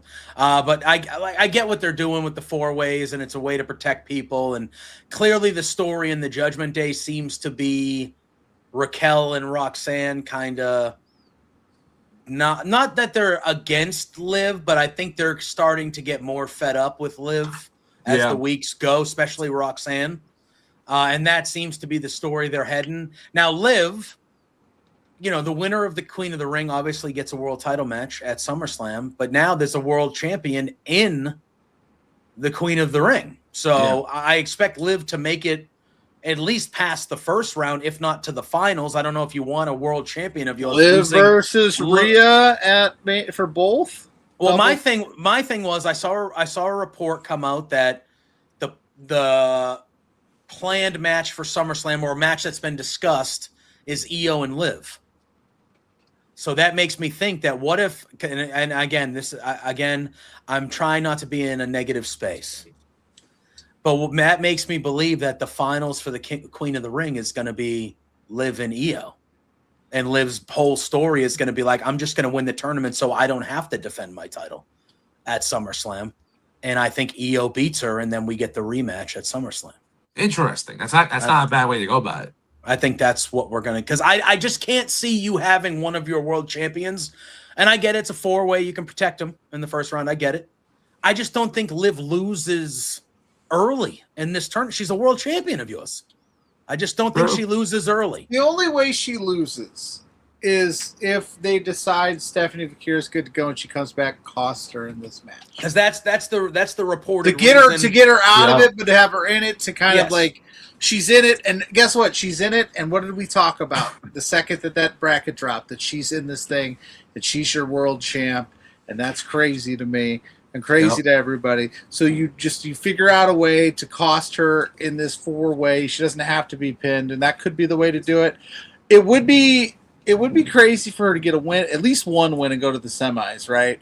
And then you look at this other side of the bracket. You could do Liv and damn, that other side's Ruka, Valkyrie, Flair, and Cargill. That's tough, dude. Well, I would have liked to have seen Charlotte and Jade on opposite sides. I would like to see them in the finals. That would have been cool.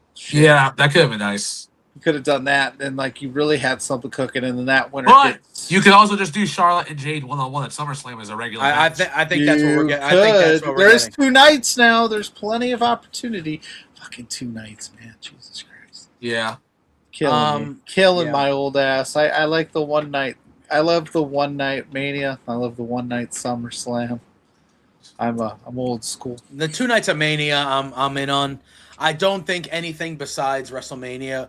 I think I could entertain a Rumble, because you could have a Rumble match, just main event each night. I'm not gonna lie. I think Rumble is the best. The only card that should be 4 matches. Title match, Rumbles, and something. You're getting called out here. Wow, who's that? James Will saying you're not a Knicks fan. You're not a Knicks fan. Well, here's the jersey thing. says otherwise. Well, but Aidan admitted it at the beginning. He said, I'm not the biggest Knicks fan, but I am from New York. He said he likes other teams. Who are the teams you primarily root for? The Warriors, because I'm a Warriors fan. Now, when Curry retires, maybe that changes. I don't know. I'm a LeBron fan, so I'm rooting for the Lakers. Oh, come on. The problem is, I have my favorite player, right? LeBron and Curry. That's my 2 guys.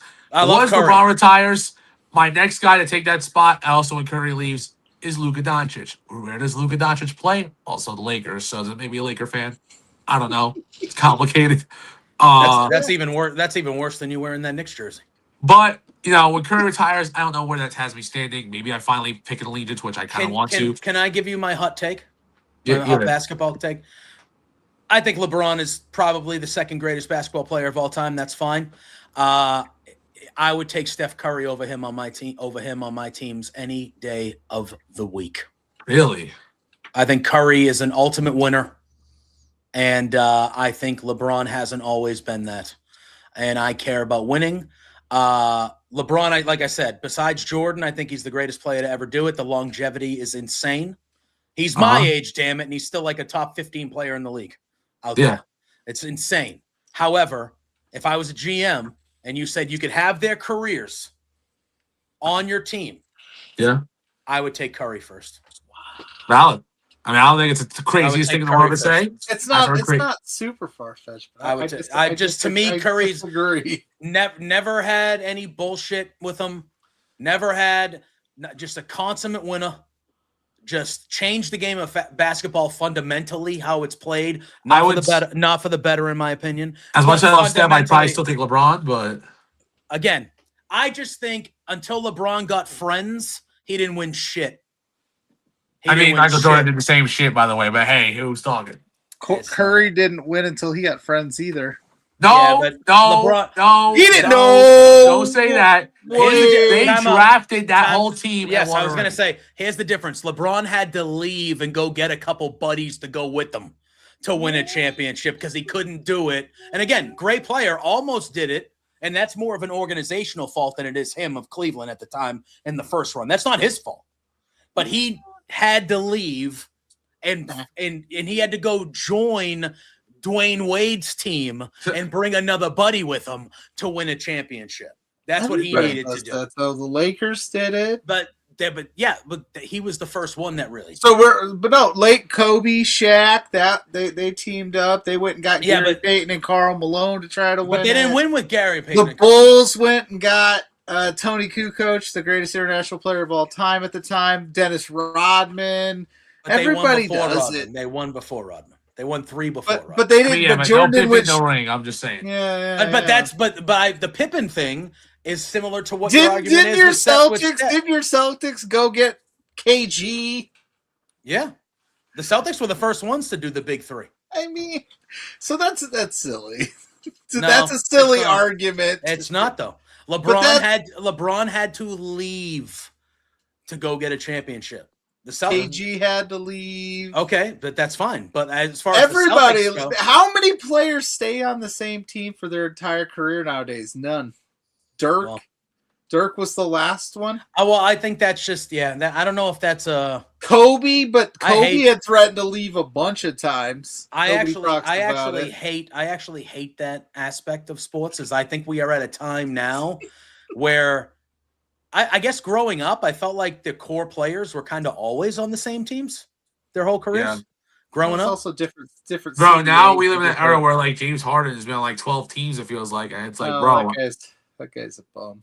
Yeah, I don't know. Rockets. It's a different collective bargaining agreement, different CBAs, different. They wanted competitive balance in the league, so they made it that way. That's kind of how they got around that. But hey, listen, I don't buy into the whole like he had to leave. Well, it's not like Cleveland was doing anything for him. And that's what I said. I said it was a more of an organizational. You want me to stay here? You're going to give me washed up Shaquille O'Neal? I can go play with the prime Dwayne Wade and Chris Bosh in Miami. Hell yeah, dude! Give me that all day. I'm going to be a billionaire. I don't know. I just he's like I'm out on this talk. No. Well, he loves. No, my wife. I couldn't. I'm so sorry. I wasn't like. No, you're good. No, you're fine. What the hell's going on? I can't see the light. He's like, look, I didn't come here for this bullshit. I am biased. I am a Boston guy, so I obviously have hatred towards LeBron for obvious reasons. I think he's a good guy. I think he's a good guy. But I don't hate him as much as I hate Dwayne Wade, one of the dirtiest players of all time that nobody talks about.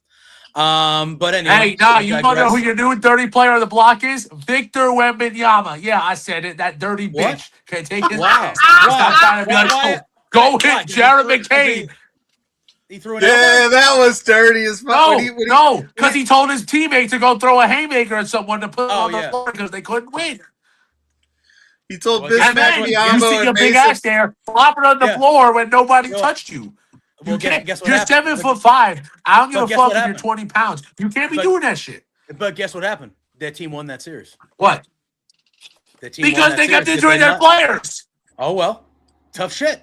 Don't flop around 70% of the time. Best player. Hey, no, because here's the when someone throws I wish Lou Dort fucking dove at Wemby and he gave y'all the piece of the medicine. Because Don't I'm say sorry. y'all. I am not a I'm- Spurs guy. I am not a Spurs guy. I'm not a Spurs Well, guy. you might be a Wemby fan. Any Spurs fans watch this or out there in public. I'm not trying to sit here and say I wish injuries upon anyone.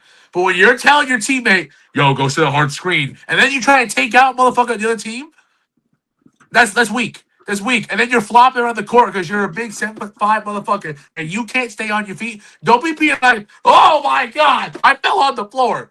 That's bullshit. We saw the tape. We can see the footage. You're flopping. And the NBA won't fine you because you're making the money. But at the end of the day, you're a disgrace to the game. It's like you saw it game one. People want to say, oh, he's God. Listen, never gets there, sure. He ain't there fucking yet. Please. He's a great player. He ain't God. It is premature. It is premature. However, he does do things that we've never seen before. So I think that's part of the reason. You're not wrong. Like, this guy's 7'5", looks like Slender Man, and he can hit half-court threes and then do post. Like he has the potential to be a unicorn, but he hasn't won yet. I do think people need to relax. He hasn't won yet. Yo, if he loses if this he finals, wins, I better hear every NBA fan hold that to him like they did LeBron James when he lost the finals. Y'all better put 0-1 next to this man's name until he gets another ring. Because y'all would do it to LeBron. You did it to Steph when he lost. You do it to every player when they lose. Don't be the Stephen Wemby. Y'all give him that same energy. Yeah, it's true. It's true. I don't know. I appreciate how much at least it seems like he wants to win. Because I feel like I don't see, like, I have two guys on my team that are two top 10 dudes in the league, and I love them both. But I'm not sure if they care about winning that much or not. I know they want to win. Tatum does. Did win. I think Browns will get the money. I mean, but maybe, though, I don't know. And Tatum didn't play in Game 7, and I'm completely cool with that decision. If he could have been injured, not worth it. I'm cool with it. But, like, right after you lose a 3-1 series to your – I hate the Sixers way more than I hate the Knicks or any other team. You lose that series, and you're on the court fucking hugging and laughing with, like, bent over laughing. I mean, at the end of the day, it's a rivalry, but, like, at the end of the day, you're still human beings. Nah, walk off the court pissed off. You can joke with them when the camera's not on you. You just embarrassed my city. You embarrassed the franchise. You embarrassed the city. You shouldn't be joking up having a good time. You should be upset you lost. And I feel like that's he's putting up belt to ass on Philly for them to get one win and it be like, all right, whatever. I agree. And then the whole Jaylen Brown thing, like, that was the best season I ever had. Is it? You just embarrassingly lost. You just embarrassingly lost. It's the best season he had, not the best season for the Celtics. Well, because he was the guy. Then that's true, and I love Jaylen, and I don't think we should trade him at all. But I love Jaylen, but you need to have a better wherewithal of what is proper to say within a couple days after. Like, that's not going to come off well. That's not going to come off. Speaking of well and things that aren't coming off well, we haven't even glossed over that our good buddy Wells Mania has turned to the dark side here. What do you mean? Oh yeah, he turned heel. What did he turn heel? On who? On Stone Pain. He's talking shit on the internet. Apparently, Brock Lesnar guy's wrestling a match. I'll say it here. Fuck Stone Pain. He booked me at WrestleMania, buddy. If he wants that smoke, I'll bring it to him. Uh-oh. We got beef between two former guests. Y'all watch Wells Mania. Y'all know he's been ducking me. He ducked me at WrestleMania, ducked me on the Wells Mania podcast. I called him out because he was shitting on Bailey's match, and now we haven't heard from him. So, hell yeah. I'm just like, we on Team Wells here, buddy. Most underrated, and he's taking that. Maybe it took 3 years for the tournament to happen, but he's gonna take that championship or whatever. Oh man. 38 decades later, we finally got that whole thing in the back in order. Dude, do you have like haters? Because I got another commenter that says Aiden has too much hair. Oh no, that's Putty G. I know exactly who it is. That bitch. Whatever. Ain't serious. Hell yeah. He's made 28 accounts trying to shit on me, thinking I care this much, buddy. It's a Thursday night. I don't give a fuck. It's Thursday night. We're on Between Two Beards. We are pro hair. Exactly. You don't give a shit. You see this? I have too much hair on my armpits. That's what we're telling me. Is that even a thing? Do you know how much energy you have to create that many accounts just to say things that don't fucking matter? Hey, don't worry. You haven't seen Aiden's mom's panties 6 to 85 on TikTok. Don't worry. Oh God, that just sounds like it's a great time. Yeah. Yeah, I bet. I don't look at people's armpit hair. I didn't realize you could have too much, but I guess I can have too much. You just have too much testosterone just because you're too much man. Too much, yeah. That's it. That's what too much pain for you, I guess. Yeah. I can trim my armpit hairs, but you can't trim ugly. Got him. I got your back. Shading over here, baby. Yeah. That is true. Yeah. Speaking of did we I was LA gonna bring night, this up. man. He said gonna bring this up. Yeah. He did. Let me bring up his quotes because he said some things. Was on CVV's Chris Van Vliet. He had some quotes about his frustration and things of that nature. And then he said it was something about it was too fresh, the decision that was made with the Roman stuff, or is it Roman or wait, is that what he said? I have the one in LA. I hope it's good. It's so confusing on where we could take it. Okay. So really go this way, to go that way. All right. So the quote that I got that stuck. LA Knight offered a theory as to why he's not getting as big a pop nowadays as he was like last year. And the quote was, he said, I think there were a lot of people leaning on the idea that the reactions I was getting was just going to be a fad. There were a lot of people leaning on the idea that I was going to be a flavor of the month, and that was just going to be this passing thing. Here we are in 2026. I walk in the ring last night. Now you could argue, maybe the reactions aren't quite as big as they were at that time. I'm going to tell you why that is in a second. But if you noticed last night, I still circle around, I get the thing, and I stand there, and they still chant my name. And then he says, correct. And then he goes, now you could say that's programming, you could say that's passion, you can say it's whatever it is. Bottom line is it's still there. However, the reason it's not as big as it was is because right now I'm just kind of a man without a country, so to speak. I'm not really I don't have a set trajectory at the moment. If you look at last summer when I was started, all of a sudden me and Seth were going at it for the title, and it's me and the Vision. Then there was it was renewed again. So it's a matter of just making sure that I've got direction. I've got somewhere to go, and I've got somewhere that people care about, something that people can sink their teeth into, and then takes it up from an 8 to a 10 and beyond. And so I think that's really just the key to the whole thing. And it's kind of crazy that it's kept on this long when I don't think a lot of people were counting on that being the case. So basically saying, hey, I'm still getting good reactions. I'm still one of the top guys, but I think the reason why it's not maybe where it was, it has not, not saying he's not taking accountability, but he's saying, I'm not really a part of this. I'm just kind of floating around here. There's no clear direction of where I'm going and what my what I'm doing. And we even see it now. 100%. They bring the bloodline back and they're doing all this stuff. And LA Knights on Monday is yelling at Pierce in the back, like, we're just letting this happen all over again. And if he's going to be that guy, cool.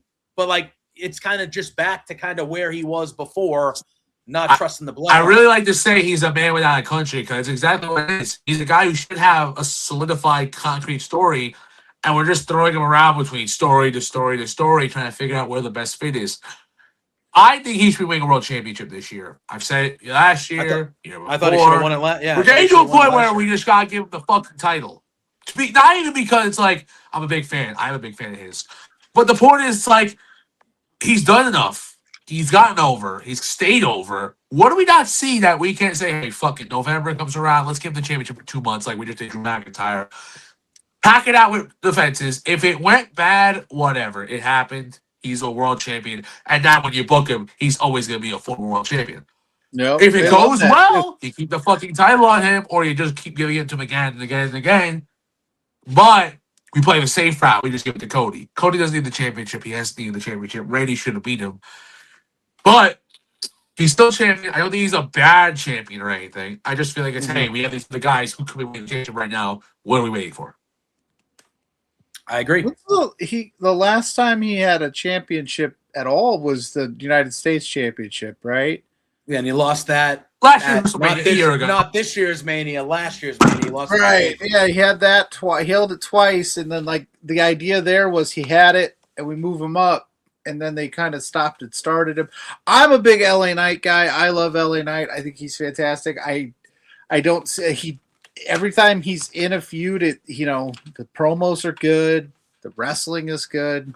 I don't know what they don't see in him where they're like, it can't be because he's too old, because all of your champions are around the same age that he is. And I don't know if they do have a bit of a problem, and they have this problem going into WrestleMania where they do have, or Royal Rumble, I should say, where there's about 8 to 10 guys where you go, I could see that. I could see them winning that. And then you have this new crop of people like the Obas, the Tricks, the Javons of the world that are starting to catch fire. I don't know if they just lose him in the shuffle, but it's weird because every time he's in something, he crushes it. Mm-hmm. And people always are chanting him. It's another one of these things. It's like, we see it. Why aren't they seeing it? And I don't know who's making those decisions, or somebody just has but LA Knight, and I don't want to say this late, he's a guy that I could, whenever that contract, I could see him going, you know what? I'm going to go on my FU tour and show you guys what you missed out on. I can see it. I'd hate to see it, because I think he's in a great place to really showcase what he can do. I don't know what it is. I'm perplexed. I mean, he's one guy. We say that a lot, right? We say that a lot with a lot of guys where we're like, oh, they should be this or they should be that. But he's truly one of those guys that he's done everything you've asked him to do. And he even said, I hit the ground running and knocked this out of the park. You guys didn't even expect it to happen. And here we are. And what are we doing? What's next? I'm just going to go yell at the Usos. Yeah. He's a guy obviously voicing frustration. I think, what was it, like a month or so ago, there was that Dominic Mysterio quote where he was voicing frustration, saying they don't know what to do with me. I'm too good. I'm too cool. I'm too hot. They don't know what to do with me. Yeah. A report came out with Fightful this week, I believe, that said there was internal frustration about the lack of creative when it came to Liv and Dom, both singly and together. And I'm just kind of like, why does it? And Mick Foley even was asked, and he was asked about AEW, and he said one of the things that I think is an advantage for AEW is they have made their mid card matter more. It feels like their mid card matters, and I look over at WWE, and I'm like, why isn't the mid card hitting? Like, why does it seem like WWE is struggling with Dominic Mysterio a year ago was one of the most over people in the whole company. He's still the AAA mega champion, but he was getting the biggest reactions on Raw some weeks. And then he's not even booked. He's not even on the shows. He's just there. He's not even on the shows. Yeah, and even if he has one or two lines on the back, it's nothing. It's nothing. Background, yeah. And I'm just like, what is the problem? You have a 2.5-hour show on Mondays. I know SmackDown's going back to 2 hours soon, but you have a 3-hour show on Fridays. Why is there a struggle to get some of your why is the Women's United States Championship it's on Tiffany Stratton now, who is a former world champion and one of the biggest baby faces in your biggest stars in your company, and it's still not being utilized at all. It doesn't matter. Why is Tiffany not in the Queen of the Ring tournament? Where is she? I just what is it? Just the formula that TKO is doing now that it's just the way the shows are. But why is there such a struggle? It feels like with getting these people on your television shows. 100%. I don't. Go ahead. Sorry. I was agreeing with you. Yeah. I don't know what the problem is. How do we fix it? How do we fix it? Because Dominic Mysterio, to me, is somebody who needs to be on the television program. Tiffany Stratton 100%. Should be on your television program. So, I don't know. Yeah. It's just frustrating when you have these faces. And then we cut house shows, and it's like, hey, by the way, we're not going to do house shows anymore, but we have all these talents who never fucking wrestle. And instead, you could have just and then when we have a 3rd hour of Raw and SmackDown, we could just use that to fill up with these wrestlers. Instead, on SmackDown, we'll get fucking, I don't know, I'll give you a good example. A little B-Fab and Charlotte match, which both women are great. but they'll get like 30 minutes almost on the show because with commercials and whatnot. And I'm like, you're not helping them because they're not even giving a chance to tell a good story. You're just filling in time on the show where both women, I feel like you could have given a nice promo, a little quick match, maybe a segment after. Instead, you're just trying to drag it out for the whole show. And I'm like, it does nothing for nobody. What going from 2-minute match to then a random 20 where it's not even like you're a highlight, you just hey, we're your filler. It's fucked up. And how should these talents take it? BFAB should be doing some good work on TV. They should be rewarded for it. They should be given more and more good stuff. Saturday's main event was a decent match. They got the time. They all showed out, and it was fun. But then on SmackDown, you book it like ass, and it's like, damn. Why isn't Beechin and BFAB in the women's tag title picture? You know what I mean? Like, why aren't Who knows? It would be a great idea to give him an opportunity, but at least get him in the mix and be like, Jade's like, listen, this is the directive. You guys go after Tag Gold, I'm going after this. And Scott said, they're not doing house shows and trying things out. That's part of it. And I think, and I'm not making this a WWE AEW comparison. I think what happens too is like we just talked about with MJF. He goes off and he does, independent bookings, and a lot of these mid-card guys still take independent. You can still see the Megan Bains of the world who, WWE doesn't really let their talent do a ton of these shows. So we're not getting the reps. They're not getting these extra reps, and we're not seeing it. And it's hard to catch fire in this without tape. You need tape. You need live. You need game time reps. Right? And I know LA You Knight can literally do a whole house show circuit of these mid-card talents who don't get TV time, and then main event it with like Tiffany Stratton versus Charlotte for the U.S. title, and be like, hey, these are main event talent. They might not get, we might not put our Cody Rhodes on, but people would go. I'd go, and you need,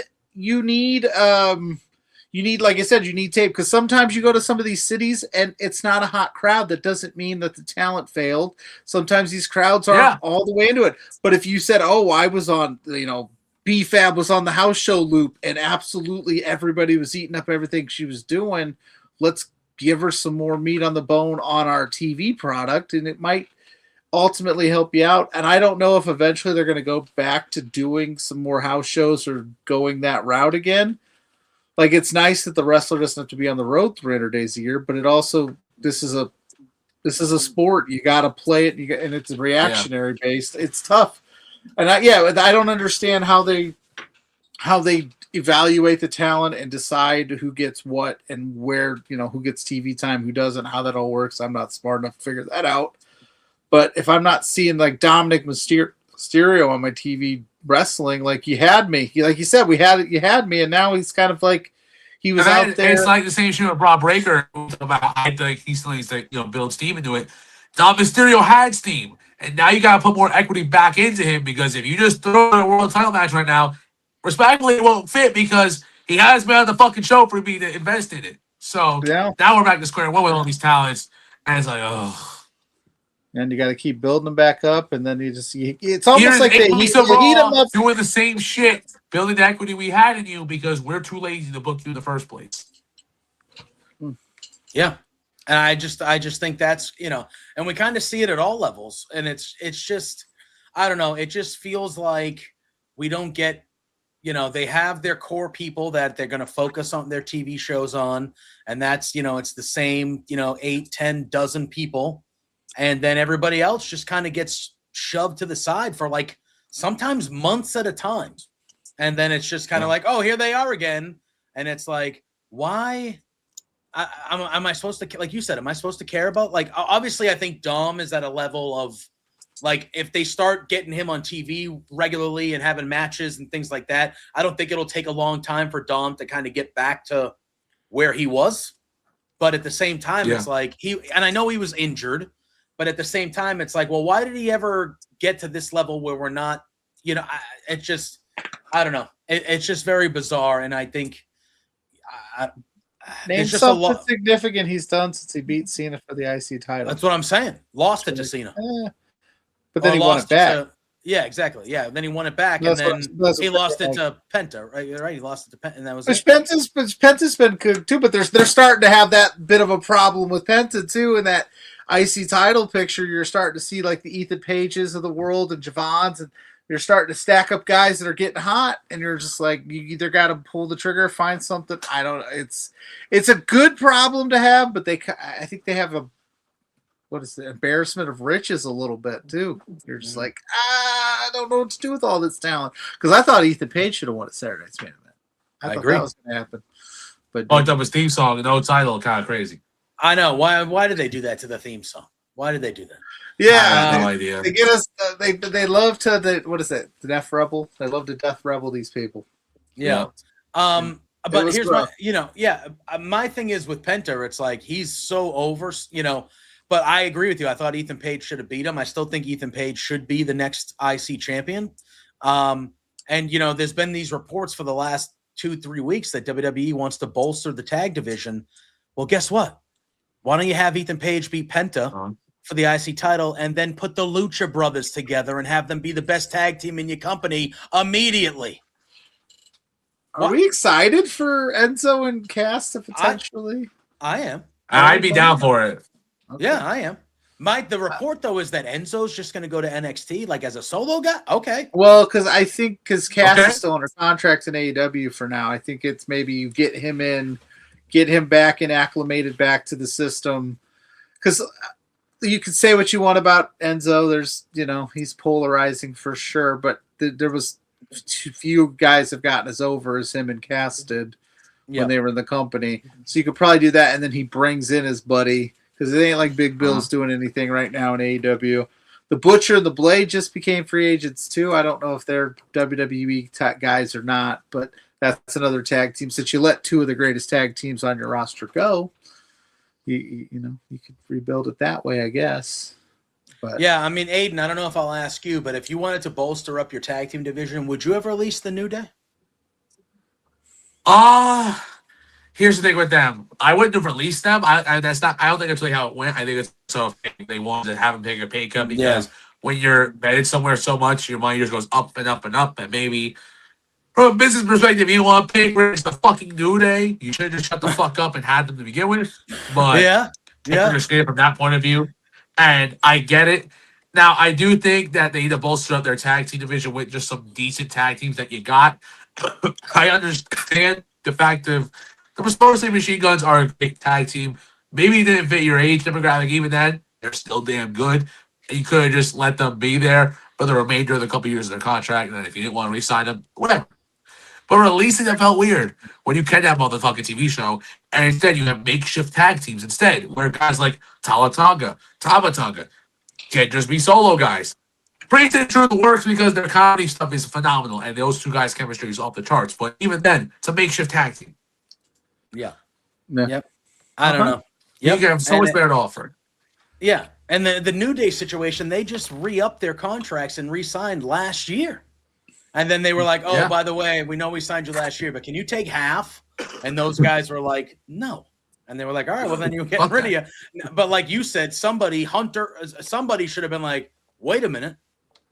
This is one of the few acts on the here. We need to make this. You let their contract run out. We'll reevaluate it then.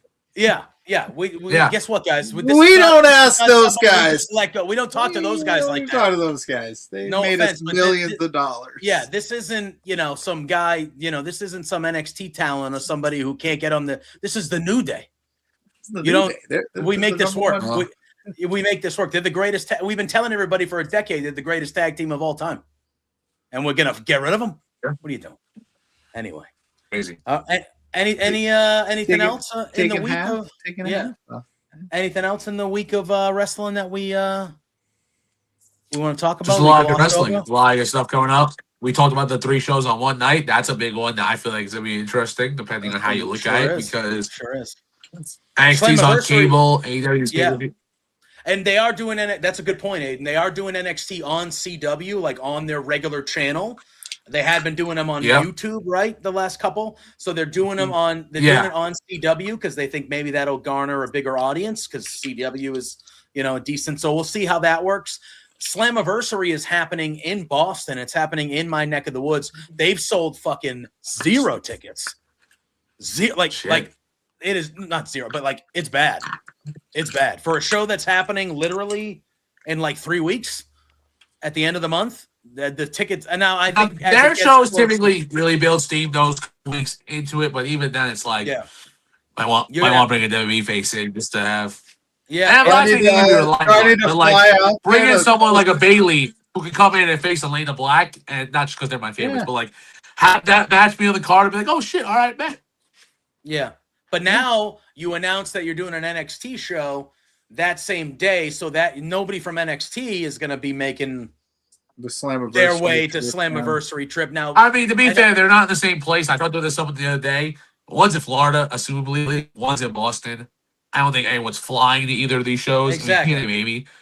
But nobody's flying to fucking NXT for this on a last-minute basis, so you either were going or you weren't. I just think it could be a little bit better. Like, hey, we should know the show's coming up, not just like, oh, shit. Like, with AEW, whenever I missed it, I knew the shit was going on social media. TNA, they post on it, but they could be doing a little bit more. I think a lot of wrestling companies, even in the indies, could be doing more. Like Gotham Wrestling was fire. I feel like they can be a little more on socials, but it's not a knock on the brand. It's just things you learn and things you give. And hopefully with time, people evolve and figure out these things. Because I feel like more wrestling's also, I haven't been to a bad show in a while, so.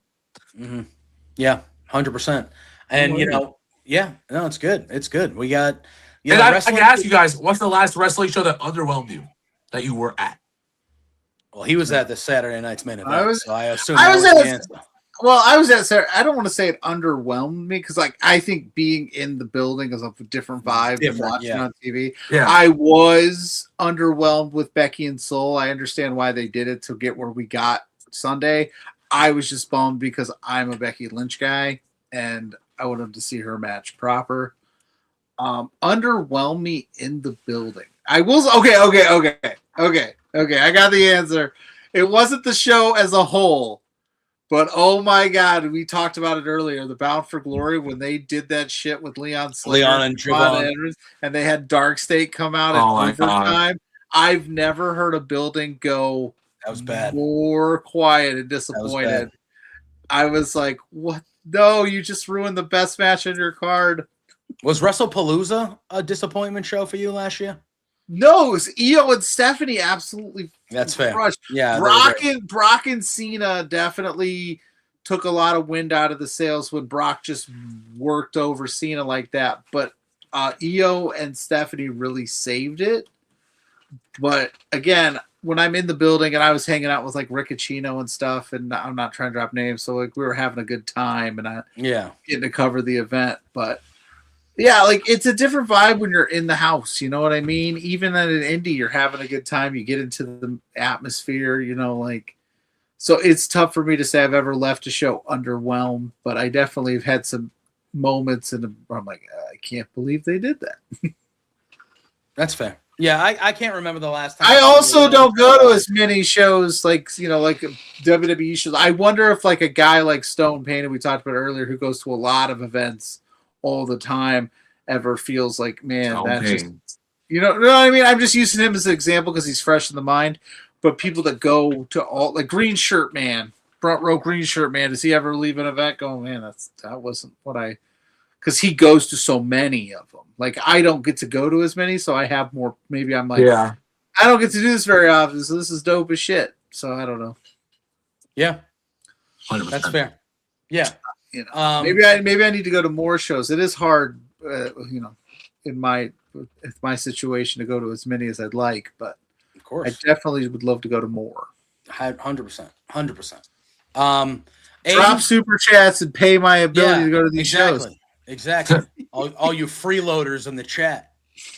No, we love. I'm kidding. We love our freeloaders, JB. Come on, don't run them off. They know I'm kidding. They know I'm kidding. Amani wants me to tell you to be nice to it, but listen, I don't tell my guests to do whatever they do. Whatever they want. That's not. Yeah. I ain't Aidan's dad. He can do whatever he wants. No. But no, that's Putty G. That's Putty G. That's that same guy. It's that same guy. Oh no, I'm aware, but he's asking me to tell you to be nice, and I'm flat out telling him I don't tell anybody that comes on my show to do anything that if he wants to be mean to you, that's your guys' problem. Only thing you gotta tell me and tell everyone, make sure you all subscribe to Between Two Beards and Love Wrestling. Hey, well, tell the people where they can subscribe. I was just going to say, you. yes. Let the people know where they can follow you and what you got coming out and all that fun stuff. You can follow me at Aidan Achong on TikTok, Instagram, YouTube, Twitter, Facebook. Got a lot more stuff coming out now. TikTok's been blowing up a little bit lately, so we got some really cool stuff coming out there. Been doing a lot of shows recently. Have a couple more in the works. More and more will add up. Gonna start ramping up YouTube content again. I really haven't been home. This is the first night and day I've been home. Past like 2 weeks with like shows and whatnot. So it's nice to finally get a little bit of a break. We'll be back at it again Saturday at a show in Jersey. So that'll be very fun. Got a lot of stuff coming though. But yeah, you can find me Aidan Achong on any platform and you'll find good stuff. And he decided to spend that one night that he just had with us, which we absolutely 1000% appreciate you. I'm glad that we could have you. Dude, it's an honor and a privilege to be on Between Two Beards every single time. Last time was fun. This time was even better. Every single time. We love having you on. It's always great conversation. You're always welcome to be here. This is where JPJ will say, Pluggo, do the damn thing. So listen, if the Knicks win the finals, not even that I'm a Knicks. If you ever need me to maybe send if they win a championship, a little bit. You're in. It's a little bit. Oh God, you're there. If they sweep, oh man, you're here. Listen, as an avid Boston hater, yes, fuck Boston. Yeah. You know, people are jealous. He said the same shit about us. And you know what? It's not. There's a rivalry, and he knows it, and I know it. Listen, I'm good. I'm chilling. I'm vibing. My team stink right now. It's fine. Hey, listen, I'm not saying nothing you're surprised at. No, I'm surprised. We don't like you. New York is a Boston. New York. They are very much. Yeah. Yeah, no, I don't like their teams. They don't like my teams. That's fine. I'll just say, since about 2002, what's the scoreboard looking like? Hey, after this year, buddy, we're gonna be right there. We're gonna be right there. What? Next we're gonna be right there. We won like 15, bro. We won like 15 titles total. It's 2000 in the last Celtics. No, not the Celtics. I'm talking Boston in general. Okay. So I was gonna say, wait a minute, buddy. Wait a minute, buddy. No, not the Celtics. No, we've won. Celtics have one semi-legit ring, and the other one's bullshit. Why was the other one bullshit? You got that pussy ring.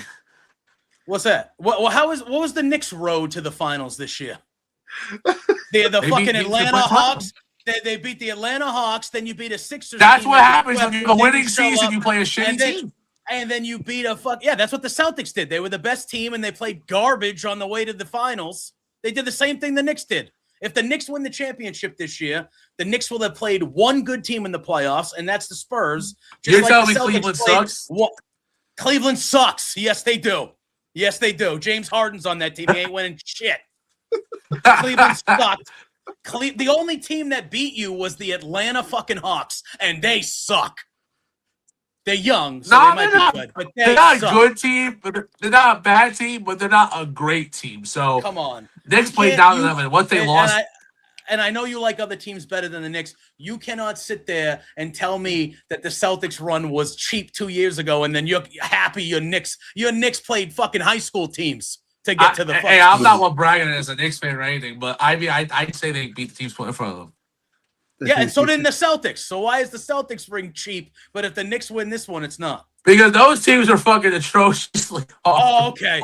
We beat Luka Doncic. We beat Kyrie Irving. Y'all motherfuckers did that super team bullshit, signing all these guys to max contracts and trading all that bullshit. And now they made a whole second apron just for y'all to not have that team. For our new owner to say we're getting rid of everybody. So, and what's up, Ryan? Super business. I already told him, Ryan. Listen, my thing is, oh no. Live from the land of chowder and pain, JPJ's losing his freaking brain. Boston anger, he's got opinions with no defeat.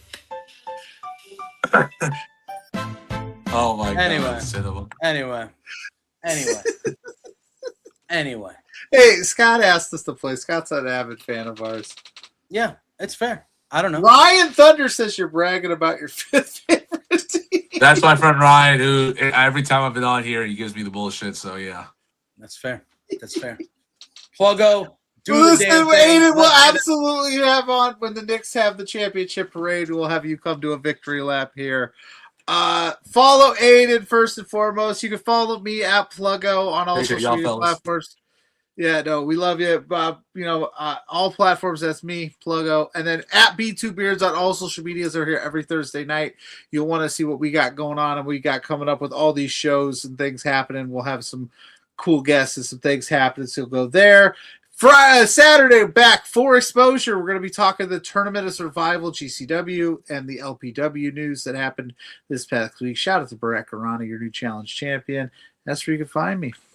All right, you can find me, JPJ Loves Gaming, all social media platforms. Pluggo told you every Thursday night. Aidan told you 8 p.m. right here, flagship show at Love Wrestling Between Two Beards. And you can find me Sunday afternoons over on Fightful Overbooked at noon Eastern with our pal, Queer Auntie Collins, doing a little coast to coast where we talk about reality TV, pro wrestling, pro sports, a little bit of everything. That's where you can find me. But if you follow me right here, you can find my schedule. I kind of post everywhere I'm going to be and all that fun stuff. Aidan, as always, thank you again, my friend. We will do this Thank you for having me, fellas. Much regardless of your terrible Knicks opinions. But I appreciate you. I appreciate everybody in the chat. Pluggo, love you, buddy. Y'all know the drill. Till next week, say hi to Sue. Peace out. Hi, Sue. Hey there, Pluggo and JPJ.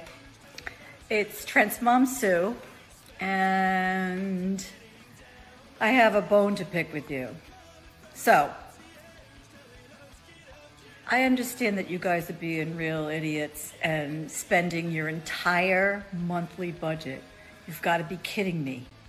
This is not the way to be when you're trying to run a business. Your boss, Spencer, is really pissed off at you. I'm pissed off at you. You have some nerve. Get a grip. You have to control yourself. You can't just go out and spend all the money that you're making, you Two Beards guys. Oh no, this is coming out so stupid. Anyway, behave yourselves or I'm going to cut you off from watching AEW. You're no longer going to get to know, be able to meet my son. What? Or me. I'm sorry, this is like, I don't know. Anyway, thanks so much for being fans. Watch yourselves. Knock it off.